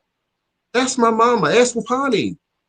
I could sit in silence for days without talking to anybody. Now I'll text you, I'll tweet you, but I don't have to have that in where I am in my journey. So I have to push through my own mental health, my own Asperger, my own limitations to bring this demonstration to you every day. This is evidence of the voodoo. This is evidence of my demonstration. And so it requires being fearless of your own shadow work. You got to address it. So that anger thing, I had to address it. I mean, when I was 13, I walked past a car dealership and it exploded behind my anger. So I know what it is, beloved. I know what it is, Kiona. I know what it is, Keisha. I know what it is, Spiritual Offset. I know what it is. But Neophyte Bokor, we got to be willing to look at ourselves honestly. And some of you are well-grained into your peer groups, by the way. Because of the dynamics of how I grew up and being a watcher of humanity, I've noticed certain patterns. Like in the hood, for instance, there's a communal thing. You know, you don't snitch, you don't tell, you know, everybody knows everybody's business, yet everybody claims not to share anybody's business. You know, no one is more rich than the other. We might tolerate somebody being a little bit poor in the midst of that community, but they might be victimized. They might be treated a little bit differently. But the minute you come home with a new pair of shoes or a new book, or a new mindset, or a new way of looking things, you got to leave that neighborhood. You got to leave that neighborhood. And many celebrities, many entrepreneurs, many successful people deal with that in their growth. Many quote unquote religious folks deal with that in their growth. And so if you have people around you who are just as limited as you are, who agree with everything that you agree with, who see everything exactly the way you see things, I assure you, you're not growing. I assure you. So you've got to find elders, mentors, people, friends, family, who are just a little bit beyond you, just a little bit ahead of you, and be willing to let them pull you up, and be willing to hear what, well, beloved, that might be a problem for you. And if you don't address it, it's going to, you know, if you're not willing to allow my experience, my tragedy, the elders' history to prevent you from the detour, then you might not always be ready to hear truth. My auntie, my dad's sister, Rolene, may she rest in her room. My first cousin's mama, she had 8 kids, in a huge, lovely house, which we didn't see at the time. You know, they lived in poverty, at least we thought most of the time. The conditions of the place weren't always the best when you got that many kids coming and going. And it was only after she got older and developed cancer and things started changing and some of her kids got married and moved away that we began to sort of see things differently. The first thing was that property. They lived in $1 million property, a neighborhood that is being gentrified now, right off of 55th and Dan Ryan, a neighborhood that's being completely gentrified right now. The second thing was, and I'll never forget, anytime I came in town, anytime I came around, he asked me, was I saving my money? Are you saving your money? Boy, if I had the money, you and your sister, and she was talking about my sister, Teresa, you know, I would have this and I would have that. And listen now, when you're talking to a woman in the hood with 8 kids living in a brownstone, this is a brownstone. So it's an apartment downstairs with 6 bedrooms. It's an apartment upstairs with 6 bedrooms with 8 kids. And she's telling you how to handle your money, but we're not listening because she Black, she overweight, we're in the hood. You know, at that time, you know, the 80s, the 90s, gang violence, negative activity, and we're not hearing her. And so a lot of us have the auntie, the uncle, the cousin, your mama's friend, your daddy's friend that's trying to tell you something. And we, oh, I hear you, and we throw our hands up. Oh, I got it, and we throw our hands up until we run into a ditch, until we run into a roadblock. So for me, I have to keep it real with y'all. I have to. I don't know anything else. I can't give you what I don't have. I have to keep it real. And so that spirit work is necessary. Necessary. Now, I'll tell you this, it don't have to look like me. It don't have to look like mine, but you're going to have to do it at some point.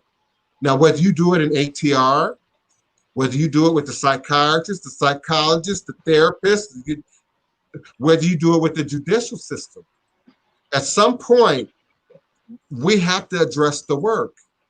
And when we don't, it shows up in your kids. It shows up in your grandkids. It shows up in your neighborhood. So we're going to stop the Black on Black crime. We're going to stop the kids killing each other in Chicago and Atlanta and New Orleans. We've got to address the shadow work. And if you don't set up a demonstration for these young people of people who matured and address their shadow work, then you're guaranteed another generation of drama. You're guaranteed another generation of pain. Come on in, somebody. Somebody say something, please. I'm here. And I'm still here too. I wanted to real quick. I believe personally, we see something in you, Divine Prince. We see something in you that we are missing in ourselves. I'm not sure if everybody can relate to that, but I think that's what we are attracted to about what you're presenting here on your platform is an opportunity to fill in that space that we know is missing, that authenticity, that just that that truth that you're speaking about. At least me personally, I feel that way. That's what I get. That's what draws me in, is the authenticity, the realness. You know, I believe the one thing we all have in common in this platform right here is that we're all highly sensitive to deodorized discourse. In other words, we keep it funky. Yeah. And with that, well, hold on. Perhaps. hold on. Perhaps. Think about. Yeah, I'm saying perhaps, and I'm gonna explain. Think about the shows that keep it funky, that keep it real, that tell it like it is. Let's think. Now, don't call out any names, but let's think about those platforms. Often it's comedy, entertainment, foolishness, maybe a little read and a little shadiness every now and again, in the context of keeping it real. But the minute we say, beloved, you gotta drink more water. You just can't keep living on coffee. You just can't keep living on soda. You just can't keep living on beer. And people get in their feelings and shut down on you. Then it's a whole nother thing. And so again, I think sometimes with my personality and even with my Asperger's, I don't have the wiring to sort of sugarcoat it. I don't have the wiring to sort of, tone it down to its least common denominator so that absolutely nobody in the space is going to be offended. And even when we think of those keep it real platforms, it's a lot of people that be offended now. There'd be a lot of reasons to be offended. I mean, they talking about everything from sex, drugs, politics, crime, all kind of stuff. But I'm the real guy in terms of spirituality and religion. I'm the keep it real guy in terms of that showing up as it manifests in cultural, spiritual practice, and ultimately in demonstration. It affects me here and now and how it affects you. So that's why I tell the truth. I'm not being judgmental. I'm really not. Just not. I'm a truth teller. And so there's no way around the work. My regulars know I talk about the homework every single day. There's no way around it. And so you can choose not to do it with me. You can choose not to do my homework, but you're going to do yours. You're going to do yours. And you're either going to do it in the university, in the institution, in your real life, on the streets, but you're going to do it. And in every place, there's a mentor, there's a leader, whether it's the street, whether it's the university, whether it's church, or whether it's in ATR. And if you ask me, I'm here because of House of the Divine Prince, Thai Potions, Hoodoo Central. So if you ask me, yes, I'm going to say, beloved, you got to do your ancestral work. You got to do your ancestral work. You got to complete your initiation if that's your call. Everybody ain't meant to be called. Let's be clear. Many are called, few are chosen. Everybody's not meant to be crowned. Everybody's not meant to mount Loa. Everybody's not meant to operate in the realm of Orisha. You're getting by, beloved, on your ancestors. On your ancestors. Many of us will be doing good just to do ancestral work. Just to do ancestral work and build that foundation for yourself, your children, your grandchildren, your community, your cousins. We ain't all called to be witches and practitioners and bokoas and hogans and mambos. That's not a reality any more than we are all called to be dentists. How many dentists are in this room? How many lawyers are in this room? How many real estate, salespeople are in this room? We're not all called to do the same thing. How many teachers are in this room? Well, we can't all be called to be Hoodoo practitioners. If that's what this is, I need to change the name of the show. If this is how to become a one-on-one, I need to change the name of the show. And y'all need to give me my money. If that's what this is. Okay? So we're not all called to be the preacher. I learned that in the church. Everybody ain't the preacher. Everybody can't be the lead soloist. Everybody can't be the head usher. You know, we're not all called to do the same thing. And that don't mean that there's not more than one minister. That don't mean that there's not more than one bishop. That don't mean it's not more than one church. Indeed, there are legitimate ATR practitioners in America. I know some of them personally. Marcus Akinlana is one of them. So there are legitimate practitioners, but I can't speak to people's rules, people's protocols, how people do things, how people organize their house. That's not why I'm here. That's not why y'all are here. If that was the case, y'all would be watching somebody else's podcast right now. So, you know, forgive me, Kiona, beloved, please. Forgive me. I wasn't trying to offend you, but so some of the context, especially when we friendly, we've been doing this now, this audits now since the beginning of coronavirus, and many others, my regulars, we've been doing this for years. Oracle Treehouse, we've been doing this for years since Yahoo 360. So she used to me. They used to me. And so my newcomers, and particularly those of you who joined on 954, please stop doing that. Those of you who joined on recently, I'm a little abrasive if you don't understand who I am. I'm a little aggressive if you don't understand who I am. But turn on your Instagram, turn on your YouTube. I can call out some practitioners right now that you think I'm abrasive.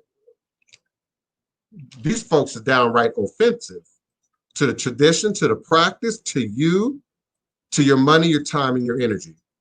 So I'm just telling the truth. I'm just keeping it real. And you can't keep telling me I'm hurt, I'm hurting, I'm hurt, I'm hurting. And I say, put some peroxide on it, put a Band-Aid on it, and you still saying I'm hurt, I'm hurting. Go see a doctor, go see a specialist. That's what I'm going to say. If you're suicidal, listen, I'm keeping it real. If you're suicidal, I'm not the guy to call. I'm not the guy to call. I've been through hell and back. I'm not the guy to call if you're suicidal. If I'm still here, I'm not the guy to call. I'm not going to be empathetic in that way. I'm going to be empathetic, sympathetic in a solution-oriented direction. Well, how do we fix it? What are you dealing with? What are you addressing? Well, how do we diagnose that and then apply a salve to it and then apply a remedy to it? I'm result-oriented. I'm wired for that. When you're a kid on the street I'm wired for results. How do we, not complaints, not conversation. I think it was the Spiritualist said, somebody talked about just people getting addicted to the conversation of it. That ain't me. I don't have that much time. And anyone who has had a reading from me knows that I don't even give you an opportunity to go into all of that. I go right into the spirit, right into the reading. And often I won't let you talk for 35, 45 minutes in a reading. Ask somebody in this room who's had a reading from me. I don't even let you say anything. And so that's confidence. That's belief in spirit. That's experience. I trust spirit so much that I'm willing to put my reputation on the line and talk for 45 minutes without letting you say anything. I'm willing to do that because I trust spirit. I've seen it. And almost 99.9, no, 98. I'm going to be honest. 98% say, bro, you just blew me off the water. You just blew me away. That's why people keep coming. That's why I'm still here. That's why I'm still valuable. And so don't get it twisted. I wouldn't be where I am if I was abrasive, if I was aggressive, if I attacked people. And people only feel those feelings often when I'm free. I'm giving away some jewels here, you tarot readers, giving away some jewels, because you know what I'm talking about. You give free readings, they're going to have all kind of things to say about it. They don't even value it. We don't say you're fake. Yeah, we don't value the 99-cent store like we value Saks Fifth Avenue. You understand? So I'm a little, especially in this format, which appears to be free, but it's not. I have to pay for this. Some of y'all know that. But for you, it appears to be free. And that's why I invite you to support the Patreon, and many of you are. Thank you so kindly, Arisha and Chef Bougie and all of you all who support me in Patreon. I certainly appreciate that. But life is not free. Look at nature. Look at the animal kingdom. Life ain't free. It's a cost for everything. And so what we think is free, what we think is a quick fix, what we think is a quick destination, you pay for it somewhere. It shows up later on somewhere. And that's the easiest way to envision shadow work. That's the easiest way to envision shadow work. It's the very things that we don't want to see, can't see, struggling to see, that hide in the shadows, because it's not right out in the light. It's not right out in front of you. And then there's that which indeed exists in darkness. And that's a whole nother level to this conversation. I appreciate you all. We've done 2 hours and 2.5 hours. I just wanted to tell you something real quick, Chief. I don't know if you can hear me.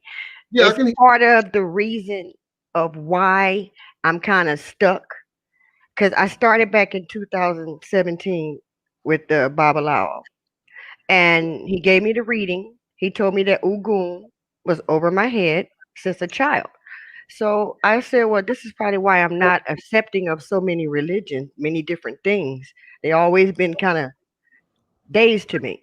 So when I started doing what he told me to open up the ancestor altar and to work on that ancestor altar, give them water. I feed them. I went a little more. I started feeding them. I burned money for them. I used to play the music they like and different things. So what had happened, I started taking on my ancestor. Like my mom had back problems. My mom had pain all over, different things. I started taking on different things that's what confused me. I started taking on pain and the suffering that they had went through, and it scared me. And after I did that, I was taking my spiritual baths and everything. It helped for a minute, and then, but it seemed like it got worse and it got worse. So then I said, all right, I'm gonna go ahead and see if I need to clear my roads. That's when I went to Papa Legba. I worked with Papa Legba. He cleared my roads. Everything was fine. I even gave him his offerings. Even the same with Ugun or any Orisha. I gave them, I always pay them, but I never asked for nothing. I've never asked them to do nothing for me. I just, gave them because I believe that those are my ancestors too. So what had happened is that while I'm dealing with Papa Legba, Ugun, and Ushun, giving out offerings and different things, but not on the same altar, I kept them separate. I started going through so much pain, Chief. I'm still going through it. Like everything that my mom went through, I'm going through with it. The diabetes, I don't have it, but I feel the nausea that she felt. What is going on? I don't understand. It's several things. One, it's a warning. Okay. And so address the warning. Let your mother's life be an example. And so by all means, your mother wouldn't want you to repeat her pain, her suffering, her behavior. So manage your diet, manage your weight, manage your exercise, manage your stress, manage how you're living. That's the first thing. Become a demonstration. That's the second thing. So guard your children. guard your other family members to the best of your ability, because some of your family ain't gonna let you tell them what to eat and and how to live. But that which is in your control, that which is in your reach, that which is within your influence, and of course by your own demonstration, let it not repeat itself through you. Diabetes, we look at that as biological, we look at that as health, but it's a generational curse. It is within itself a generational curse. And the shadow work is addressing, not just slavery, but what created this diabetes, what led up to the diabetes. So we have to look at diet. We have to look at, how much fluid, how much water you're taking in, what other fluids are you drinking. We have to look at how you're living, how you process stresses. And so I would say it's a warning. It's a strong warning.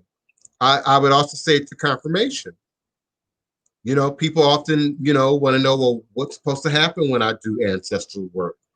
What kind of magic am I supposed to see? And it's not quite magical, no more than giving birth to a child is magical, but it is. I want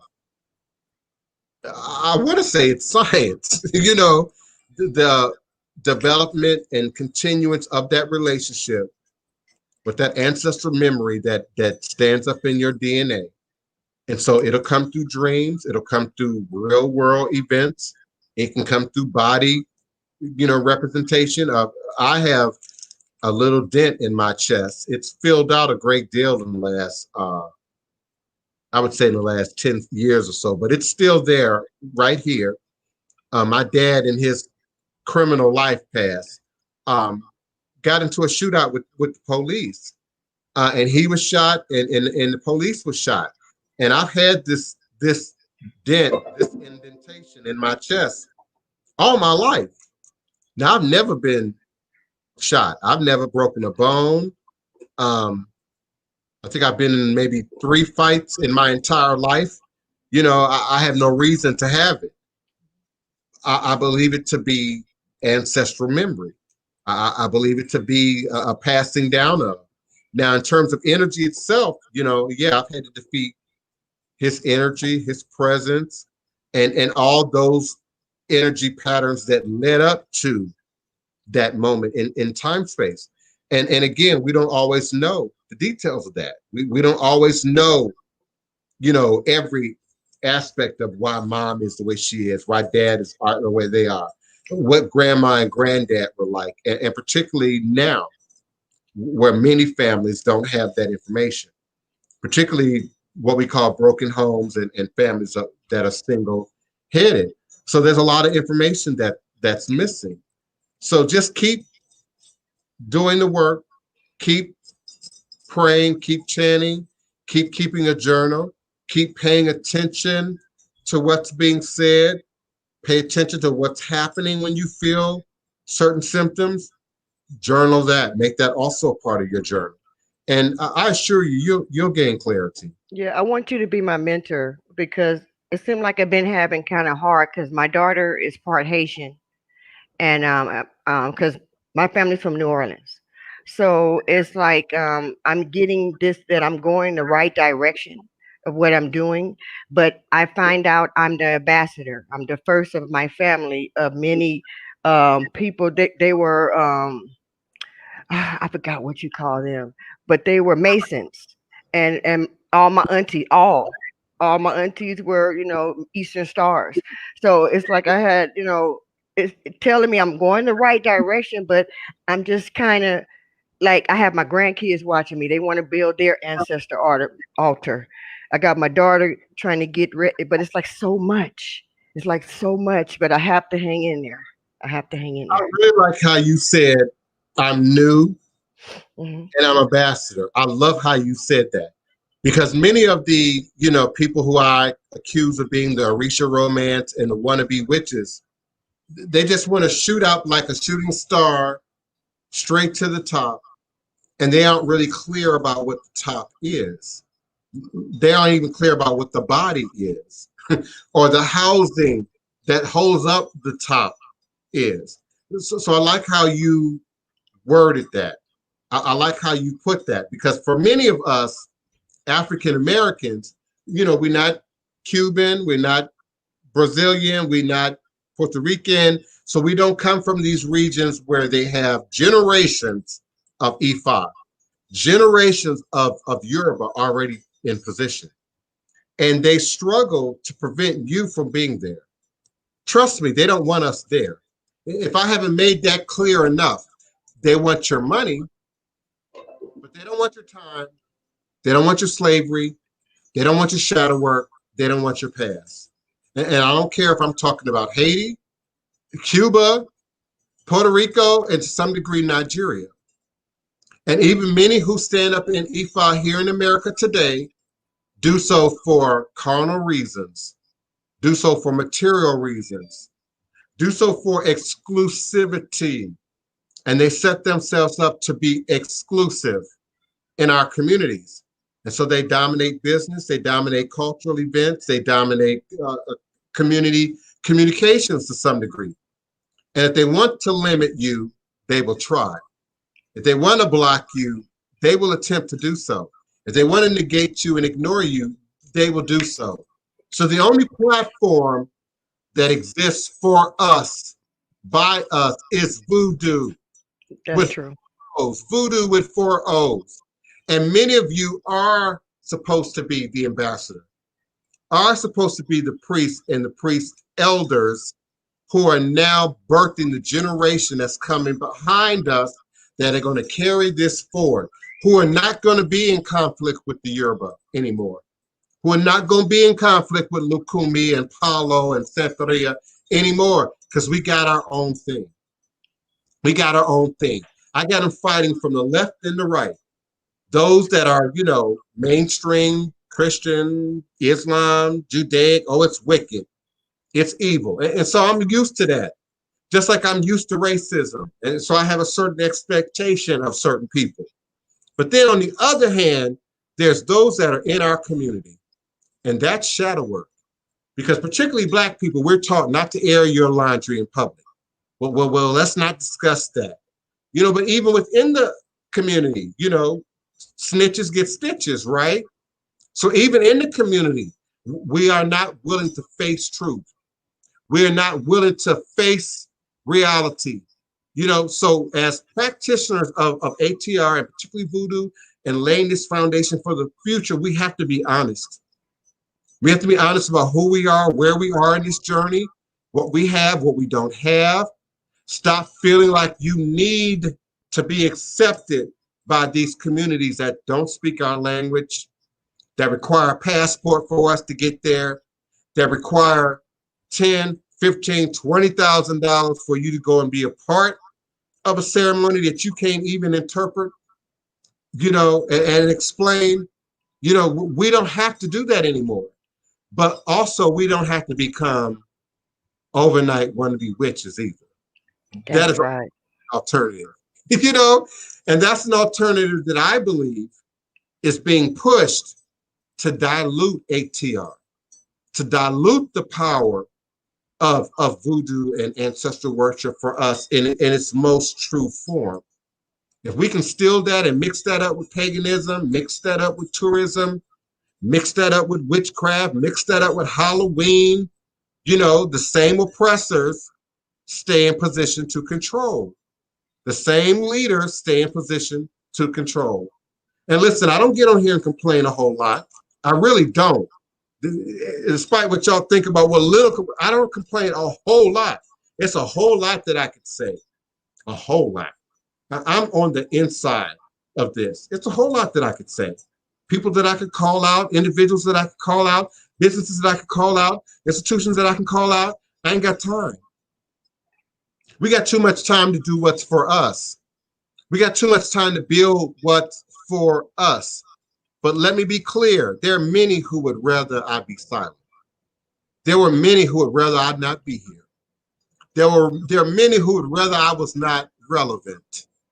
There are many who wish I would pack up and move to another town, another city, another community. I'm not going anywhere. Voodoo ain't going anywhere. House of Divine Prince ain't going anywhere. It's already set to live beyond me. Typosis ain't going anywhere. It's already set to live beyond me. Hoodoo Central LLC is already set to live long beyond me. Long beyond me. Whenever the ancestors call me. This will live. This will live. So your hateration is misplaced. Your feelings are misplaced. Do your work. Do your work. Do what you went to Nigeria and spent all that money for. Bring that back and feed the community. Stop backstabbing me. Stop trying to dirty my name. Stop trying to bastardize what I'm doing, because my reach is great. Have no doubt. My reach is great. I'm not a self-proclaimed celebrity reader. I am a certified celebrity reader. I am global. I am worldwide, representing Voodoo. And I'm here to birth practitioners. I'm here to birth healers. I'm here to birth leaders. I'm here to birth readers. I'm here to birth people working professionally in this tradition. Don't practice on me. That's not what I'm doing. Don't practice on me. Practice on your time, and don't practice on other people. Practice on yourself. Practice on your time, and then bring that forward. Come on in, beloved. I'm definitely going to get you. No, I just feel it. It's just when you speak, I'm sorry, I feel you. You have to be my mentor. Wherever I have to go, what site, just put it up there. I'm coming to your site. I have to make you my mentor, because I be going to Botanicas, because I live in California right now, and I have these Cubans that are in there telling me, well, no, you should work with this, work with the Orisha like this. I said, no, I had a vision. I had dreams on this. My Orisha is not the same vision that you're putting out. I can't use your image. I have my own. The way they say Ushun, and they're like, when you see an image of Ushun and Ugun, and they're this light skin, they're very light. I know them as a black Orishas. I'm sorry. The way I feel of it, I have a problem when somebody call me a witch. I don't think we were witches. I think we were babalaos and priests and so on. Witches are for that pagan thing. I have a problem with those names. I really do. I do. Yeah, I agree. A lot is taken out of context. A lot is superimposed by the dominant culture, whether it's in the religion or outside the religion. For instance, our Botanicas are governed by the dominant culture. By the dominant culture. Don't too many of us own Botanicas. Don't too many of us own the supply where the Botanicas are being fed from. And often the supplies are in other countries. Again, Cuba, Brazil, Italy, much of the stuff that you all are buying out of Botanicas are coming from other countries. So again, we aren't feeding us. We aren't feeding us. And then when we do stand up, often I feel like I'm on an island. I'm just keeping it real. Often I feel isolated. Often I feel like I'm on an island. That has a lot to do with my own shadow work. My mom reminds me of it every day. Some of you remind me of it every day. I got to be reminded every day of what I'm doing and the validity of what I'm doing. I'm telling you all that so that you understand that you ain't rare, you ain't unique, you're not weak, you're not somehow deficient. We all feel that. We all experience that. But it is in learning the tools to address it that pushes us forward. I also agree with you, beloved, in terms of, the imagery often does not reflect us, does not mirror us. And when we start doing real research, it don't mirror Oshun in Nigeria either. It don't mirror Ogu and what Ogu looks like. Ogu is demonstrated in West Africa either. So we have to be careful about what is sold to us, peddled to us through the Botanicas that we aren't clear about for ourselves before moving forward. I'm going to speak to Aunt Sue's cake mix too before I forget. What do I think about the best way to guard your energy when doing readings regularly? That's a tricky question for me because what type of readings, what system are you working in? Now in Fa, Afa, Ifa, Santeria, Lukomi, Voodoo, we got provisions, we got processes already in place that you gain, that you learn, that you obtain through your development in the tradition that protect you, guard you, and it can be complex. Just in terms of Orisha, that there's certain Orisha that are lined up in an authentic Ifa divination that are part of that process. Now, I would also, you know, if you're a tarot reader or a crystal ball reader or, you know, other forms of more modern reading, cleaning, being cleansed, and then how, see, people think I'm, you know, I'm gonna stop saying that. People think that I'm just being particular. But if you don't have a training, if you don't have a system you're working from, then yeah, you're going to be much more apt to be that Botanica customer who's coming in for that special bath, that green bath, that red bath, that yellow bath. All of that is made up, by the way. That magical cleanse that's going to do A, B, or C. Whereas for many of us, it's coming straight out the garden. It's coming straight off the tree.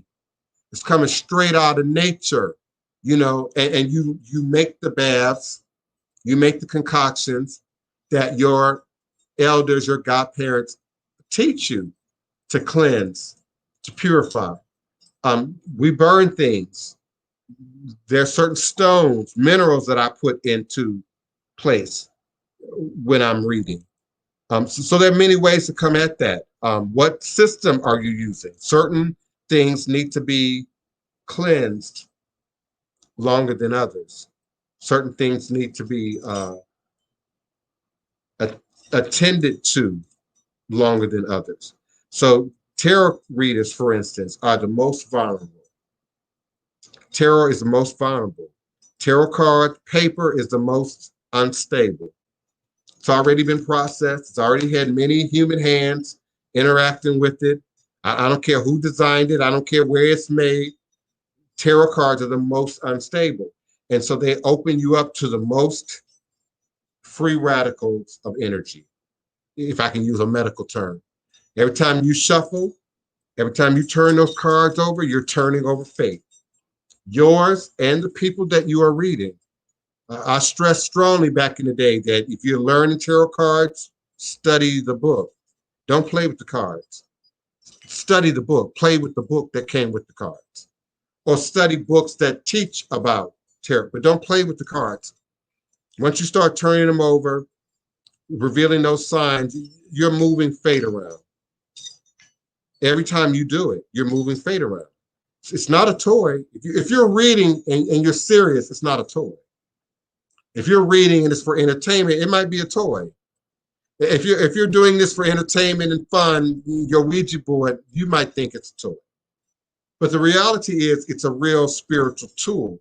And based on the element in which it is created in which it is pulled from, certain things apply in terms of protecting yourself, guarding yourself. Why is it that we start creating magical circles and putting down salt lines and red brick dust when we start talking about ritual work, but you don't do that when you're doing readings? Why is that? You don't do that when you're doing other, like Reiki, for instance, which is a very volatile art form to go into. You're now manipulating people's energy. You're now projecting into and sucking back out of people's energy when you're doing Reiki. And forgive me, you know, when I think about all the Reiki practitioners that I've known in the last 20 years, I can count on one hand the ones that are stable. So yeah, be careful about what system you're reading from, that you're utilizing. Some systems, again, we draw from spirit. We draw from Loa and Orisha. Where are you drawing from when you're throwing tarot cards? Just like the Ouija board, you're now open up to the universe and the most unstable aspect of the universe. So that's why a lot of tarot readers have a bunch of stuff on their table or in their space. And it's very specific to the reader. Also, where you read from is also critical to protecting and guarding your energy. You got to have sacred space. You can't say I'm a tarot reader or I'm a reader and I'm working on the phone or I'm working on the computer, and then all of this is just clutter and a mess. You setting up spaces for the negative energy to hide and to stick with you and to stay with you. So clarify your space, clarify where you're reading from, clarify the system that you're reading from and the spirits attached to that system and how they need to be acknowledged. When I think about, churches, for instance, and I'm saying this from a mom, prophets who prophetize and evangelists that pick you out of the crowd and start speaking over you and saying things about, that's a form of reading. That's a form of reading. And so we assume the sacredness of the space, where it's being done. We assume the order of service, how it's done, how it's presented. The preacher got his napkin, sweating all over the place, might have that olive oil or that holy water, or whatever. But yeah. And then we can talk about that some more. I got people at my door. I'm really running out of time. That might be my celebrity appointment. But I appreciate you all. Thank you so much for being with me for another powerful edition of Revolutionary Hoodoo, New Orleans Voodoo Secrets and Recipes. All is truly and indeed a blessing. Ashe.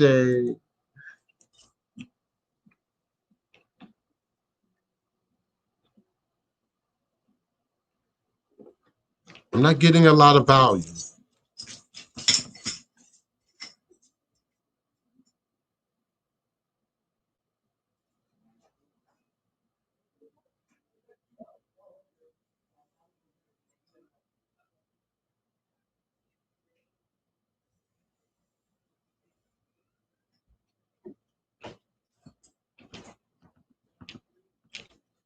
I got some theme music going, but it's not loud, and I can't explain why.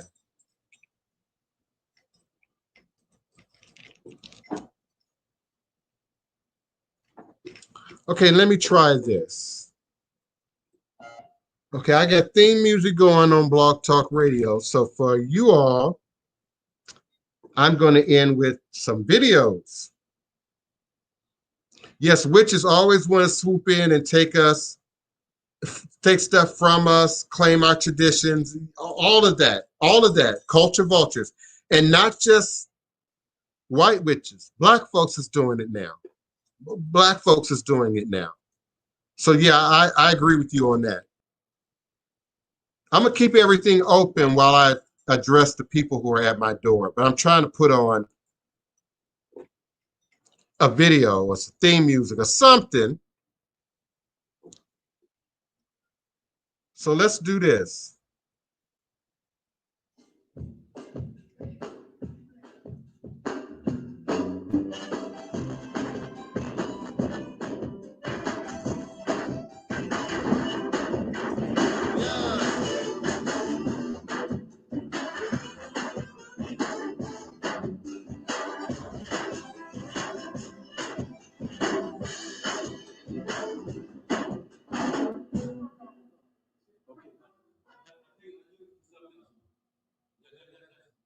This good, y'all. This is really good.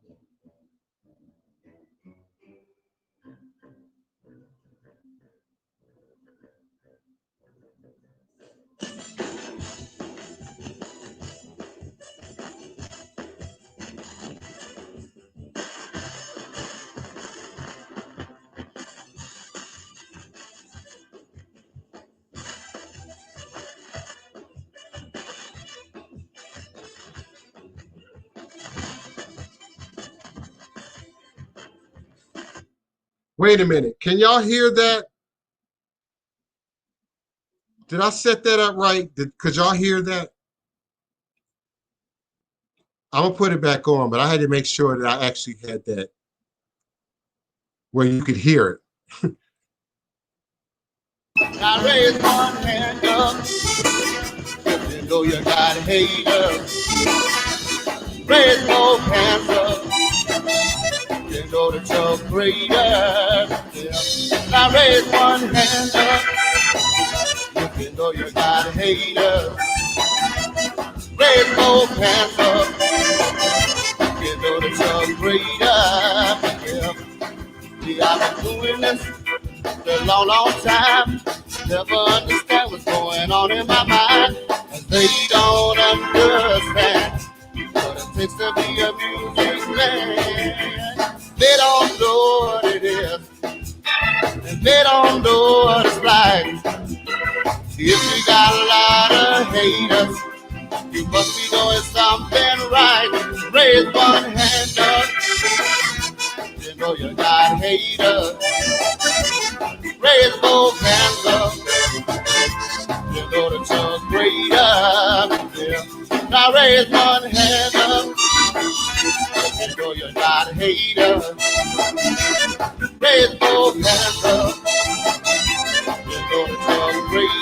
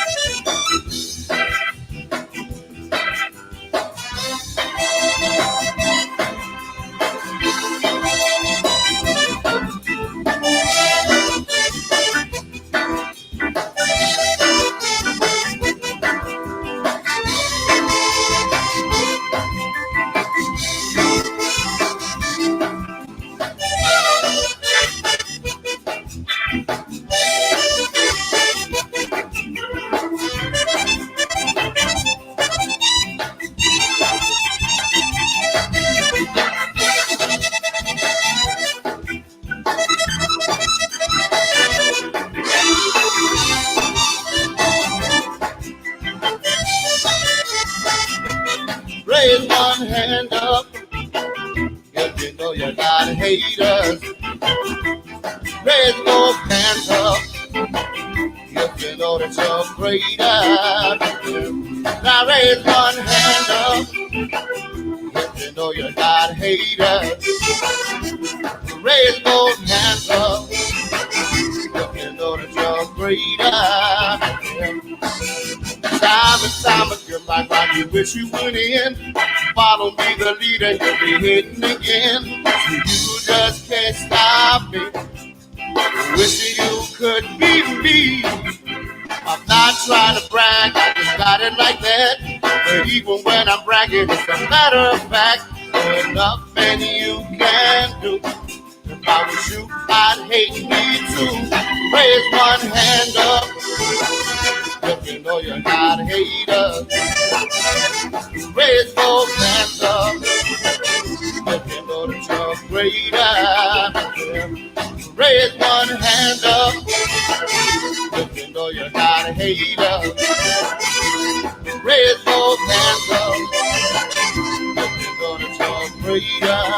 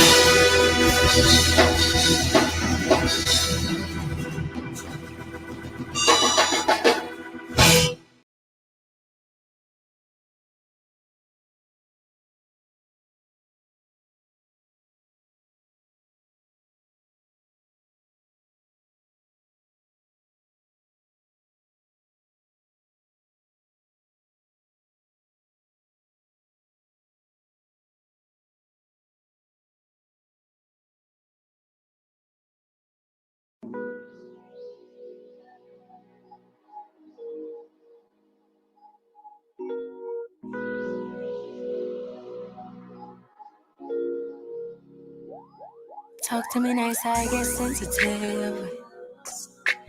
Choice of your words to convey. Your intentions might mean the best, but it's in your approach and delivery. I get so through by my triggers, probably from niggas who thought that they owned me. Really consider that I do, you do, we do good on our own. Back on my throne, like yeah. Accept me at my worst, like you do my best. Better than I was last year. I've been facing tests, separate from the rest. Hope you're facing all your fears. I've been going so damn hard. It's been taking all this time. Giving up ain't in my blood. It's all in the signs. It's all in the signs. All in the signs. It's all in the signs. It's all in the signs.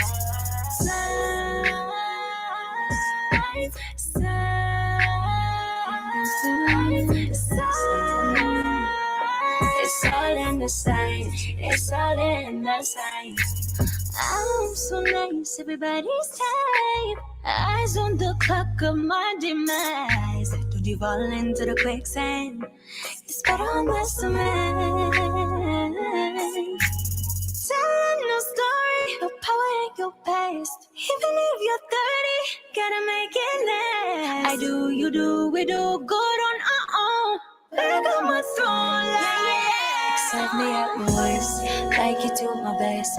Better than I was last year. I've been facing tests, separate from the rest. Hope you're facing all your fears. I've been going so damn hard. It's been taking all this time. Giving up ain't in my blood. It's all in the signs.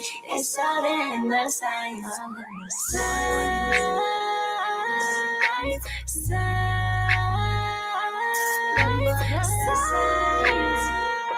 It's all in the signs. It's all in the signs.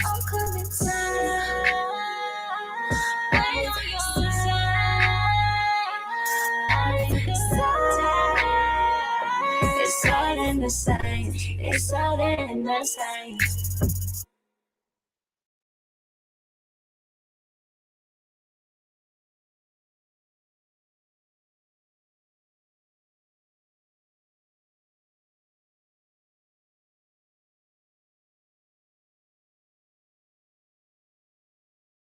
About what is going on in the world now, and it really has to do with Baba Luaye. We are in a pandemic now, and the Orisha that you hold, Ogun, you are Omo Ogun.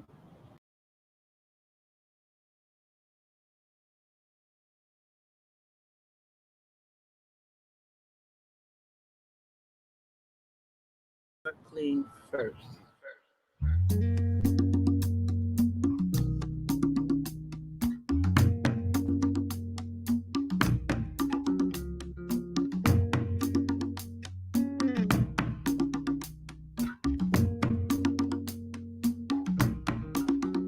I need to cleanse, you need to cleanse, we need to cleanse. You need to cleanse, you need to cleanse, they need to cleanse. I need to cleanse, you need to cleanse, we need to cleanse. She need to cleanse, he need to cleanse, they need to cleanse. Da da da da. Yeah, yeah, yeah. Da da da da. Yeah, yeah, yeah. Da da da da. Yeah, yeah, yeah. Da da da da. Yeah, yeah, yeah. Florida water, rose petals so divine. Dance for the ancestors, they bless us all the time. Burn out the sage, evil things are gone. We're living in a serious time, uncareful all you gone. I need to cleanse, you need to cleanse, we need to cleanse. He need to cleanse, you need to cleanse, they need to cleanse. I need to cleanse, you need to cleanse, we need to cleanse. She need to cleanse, he need to cleanse, they need to cleanse. Da da da da. Yeah, yeah, yeah.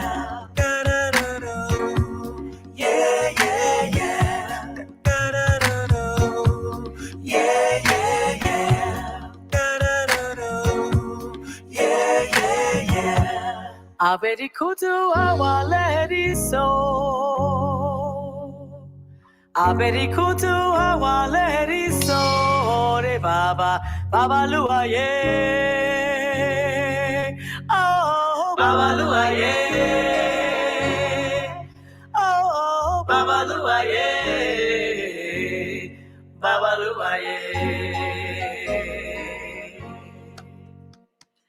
Abedi kutu awaledi so. Abedi kutu awaledi so. Ore baba, baba luaye. Oh, baba luaye. Oh, baba luaye. Baba luaye. I remember the spiritual baths and the raw food fast. Looking at the man in the mirror, I was beautiful then. Time has come, it's time for a cleanse. Spiritual readings, Iridelogo, Orishas are speaking, the foot of Ifa. I laid my sacrifice, tuning in. Claiming today is the first day of the rest of my life, and it's filled with blessings. You need to cleanse, we need to cleanse. You need to cleanse, you need to cleanse, they need to cleanse. I need to cleanse, you need to cleanse, we need to cleanse. She need to cleanse, he need to